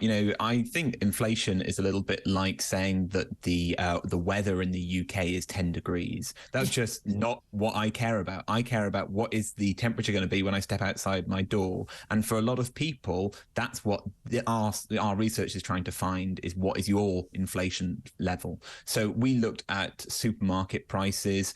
We track a number of groceries, tens of thousands of different prices over a year at the 8 major supermarkets. And then kind of pull them into different categories. So the biggest inflation we saw was on your spreads, butters and spreadable things, which are at about 30%. So that's the highest increase. And why particularly? We know butter. There's a big thing about butter, and it's they actually started putting special security controls on butter, on Lurpak in the supermarkets because it's gone up so much. Is that a specific impact of the Ukraine war or something else? Yeah, so the dairy industry has been really hard hit the last few years. In terms of inputs, you have got fertilizer, you have got grain and feed, you've got labor, even financing is harder for the dairy industry. So it's no wonder that we are seeing the biggest increases there. But then even on some brands, we're seeing bigger increases. And, supermarkets themselves have their different price levels and their different price increases. Yeah. And they're passing on some of those price increases to the consumer. Some supermarkets more than others potentially. Yeah. But that's also just basically meaning that if you're reliant on things like that, and, a real essential milk, the average family's getting through about 9 pints of milk in a week, and milk has gone up by about 26%. Yeah. You know, and again, it used to pint be that milk, one of the issues with milk prices was that supermarkets were using it as a loss leader, and so they're charging us below the actual cost of producing that milk, and paying below cost to the dairy farmers who, you know, going out of business at a rate of knots because they just simply can't sell. And so they're asking the dairy farmer to absorb that cost rather than either the supermarkets themselves or indeed the consumer. But so when we do notice those basics going up, and I'm guessing a lot more people, I'm certainly doing it, drinking a lot more cups of tea just to stay warm. Yeah, exactly. And on those basics, it's the budget ranges, the budget versions of goods, which are going up the most in price. So if you just look at budget supermarket own brand items, they're up by over 20%. Whereas if you just looked at the branded things, you know, your Hovis, your Marmite, rather than the Aldi versions of those are up by only 12.5%, which means we tell people, you know, to save money, switch to the budget ranges. They're often better or just as good as the brands. And yet those people, if they're already there, they're facing increased prices and not many other places to turn to, which is why supermarkets really need to step up and, you know, protect the consumers who have been financing them for years and years and years, allowing them into the community, and say, get these cheapest prices to the communities that need them most, and don't just have, you know, the half price buy one get one free on crisps and pop. Have it on the essential affordable food that people need, so that, you know, families aren't having to skip meals to make ends meet. Yeah, but that's the crucial thing, isn't it? I mean, talk about the inflation figures that we've got this morning at 7 o'clock. The Chancellor, Jeremy Hunt, said high inflation is a nightmare for family budgets, destroys business investment, leads to strike action. So however tough, we need to stick to our plan to bring it down. While any fall in inflation as well could be a plan to go further and halve inflation this year. Leaving aside any of the politics, I know and you don't get involved in any of the politics on that. Realistically, can we expect that inflation will come down, and that inflation for people, you know, particularly on the lowest incomes? We were talking earlier at the show about, it was Jack Monroe, the anti-poverty campaigner, pointing out quite some time ago that when people talk about whatever inflation rate it is, that's not the inflation rate being experienced by people on lower incomes, because so much more of their income is having to be spent on the necessities, the energy, the food, and that's the stuff that's really gone up in price. So how soon, which are you expecting that we're going to see consumers able to spend less of their now depleted real terms incomes on basic necessities?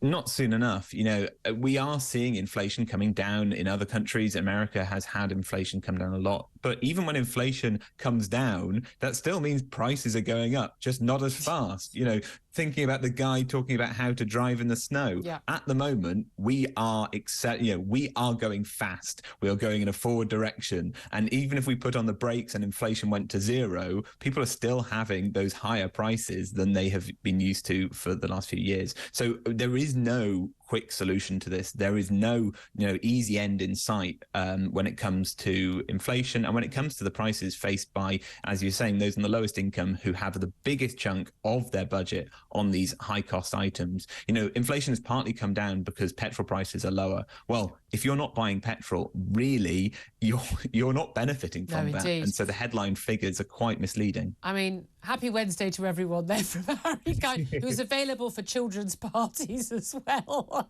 But no, telling it straight, Harry Kine, consumer expert at Which there. Don't forget, after his Stevie performance on Match of the Day last night, we all saw that, didn't we, with Gary Lineker and someone putting basically some porny noises, sex noises overlay with a bit of a prank in the studio. Do not miss Danny Murphy live on Talk Sport from 10 this morning, alongside the brilliant Jim White and Simon Jordan as well. Of course, you can listen to Mike Graham and watch Mike Graham here on Talk TV. This is Talk Breakfast.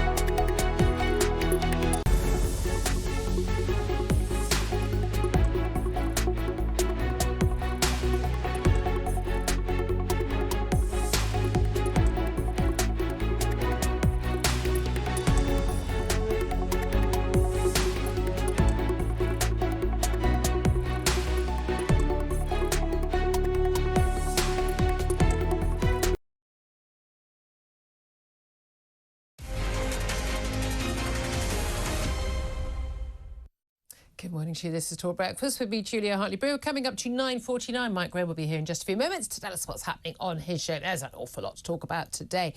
First up, though, let's talk about just the latest madness. I mean, I would say a lot of the latest madness is happening in Nicola Sturgeon's government in Scotland. Attempts to say that 16-year-olds can basically change the gender that they are at a whim over just a couple of months, and that we should all be putting up with that across the rest of the UK. That's pretty mad, isn't it?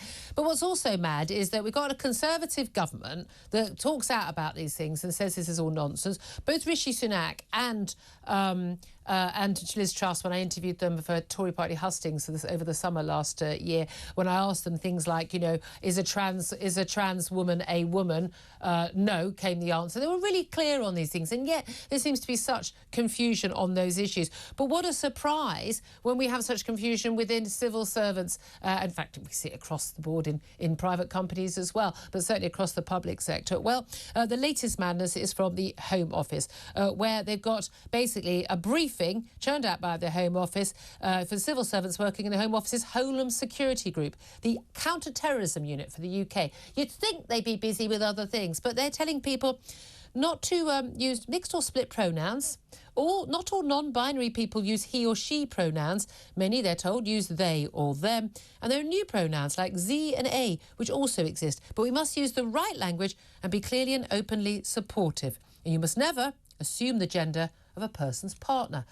Dr. Jake Scott is a political and social commentator and joins us right now. Good morning to you. Morning, Julia. Thank you for having me. It does just seem extraordinary. Among the other phrases and words you're not allowed to use, according to this advice, is homosexual, which is, I mean, since when is that a negative term? You're not allowed to say mate. You're not allowed to even use the phrase sex change. This is advice to people whose job it is to stop us from being killed in terror attacks. This is terrifying. It is terrifying for a number of reasons. The first, as you quite rightly pointed out, is this really isn't a priority of the Home Office. It should be preventing the illegal crossing of the Channel, sending terrorists who've committed crimes here back to their countries of origin, and, like you say, protecting our streets. But the other is the rather subtle way that these terms have been snuck in. So there are lists, obviously, that they've published, amongst which are fairly reasonable terms to object to. But then they've snuck in words like, you say, mate and homosexual, which are perfectly normal parlance that don't stand in any way related to offence. And I can't really understand the logic behind this. It seems as though it's coming from quite vocal and, to be honest, petulant minority groups that just want to look for reasons to be offended as opposed to actual reasons to... Totally. Well, the advice is that the words homosexual and homosexuality is generally considered a medical term now. People tend to use gay instead, can reduce the person to purely sexual terms. I mean that's literally what it is. That's what it means. I mean, again, I'm not sure that I would have a conversation with someone when I said, "Oh, you're homosexual." I'm not, you know. I might want to ask someone, you know, I don't know whether you're gay or straight, but I'm just, you know, would you like to be your partner, or was it when it was relevant to something? But as a general rule, they're talking about this is offensive to people and it's being rude. They're saying things like you mustn't dead name or misgender. Now, we all know the difference between someone who is deliberately trying to be provocative, deliberately trying to be rude, who is deliberately sort of going out of their way to cause tensions and upset someone. And that's very different from somebody who, you know, just you know, frankly, is of a certain age, older, and perhaps isn't up to date with a lot of this stuff, but also someone who doesn't want to, for instance, you know, might not want to refer to a biological man as she or her, certainly not use incorrect grammar by referring to them as they when they are a single person. He or she is a single person. Again, I just did it then. But people should be entitled to pick and choose, and a lot of this is about politeness, or should be about freedom of speech and choice, whereas they're sort of making this a sort of, if you don't do this, then you're a bad person. You're transphobic, or you're homophobic, or any other phobic or ist or other word which is thrown around. And a lot of this stuff, frankly, just goes over the heads of most perfectly nice people with not a bigoted bone in their body, who just want to be polite with people, but really don't understand, and frankly, like me, don't want to understand some of the intricacies of some of the language policing that is going on right now. Yeah, it's the language policing that concerns me. This falls a little bit short of compelled speech, but it certainly moralizes, like you say, and judges people based on essentially normal language. I mean, we have to remember, homosexual, like the report says, is a scientific term, but it's used for its accuracy.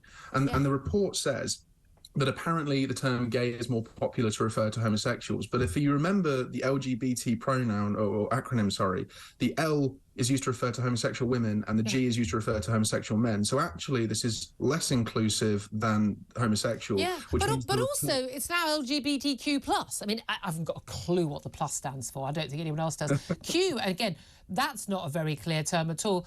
Q stands for queer. Queer, when I was young, was a word that you used as a, well, not you, the people use as a term of abuse against gay people. I'm not prepared to use that as a way I would refer to people who are gay. I would use the word gay most of the time. But again, it's this policing, and basically the rules change not every decade. They change not even every year. They change every week. No one can keep up. But I would prefer that they kept up in the Home Office with policing and counter-terrorism work rather than having personal pronoun preferences on their name tags and worrying about that nonsense. Dr. Jake Scott, political and social commentator, thank you for joining us. It's 7:55.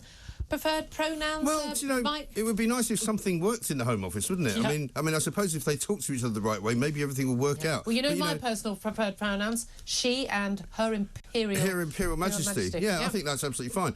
You should put it on your Twitter, obviously. Yeah, but I mean, you know, I did, and people complain. Look at it. I mean, you know, prisons aren't working very well because, you know, they don't have enough prison guards and everybody's having a great time. People walk out of them. Metropolitan Police, run by the Home Office, essentially doesn't work. They're having a hearing this morning. We'll be popping into that to see what Sir Mark Rodey's got to say about what they're going to do. The pension story is interesting. I raised this yesterday. Should this guy be allowed to keep the pension? And you made the David point. Carrick, An awful lot of the pension money that he will be receiving is public money. And I think there should be a means of taking that away, because you're not supposed to profit from your crimes. He shouldn't have been in that job all that time. Right. And he's used his status as a police officer to commit criminal acts against women, and therefore surely he should have some kind of punishment over and above whatever prison sentence he gets. Even if they took away the pension money that was the taxpayers' I mean, he can money. still have a Not sure government he needs pension. the money for. I'd rather he was sitting in jail the rest of his Exactly. life. But I mean, he can have the government pension, but I don't think he should have the one that the police would normally provide for him. There's so we'll much talk about those inflation parking figures rage as well is very exciting. Oh, don't even get me I've got some great stories about some parking rage in the past. Dread to think. Yeah. Dread to think. It's going to be a lively show. It always is. Mike Graham coming up next from 10 o'clock. I'll be back with you tomorrow morning for Talk Breakfast, live from 6:30. This is Talk Breakfast.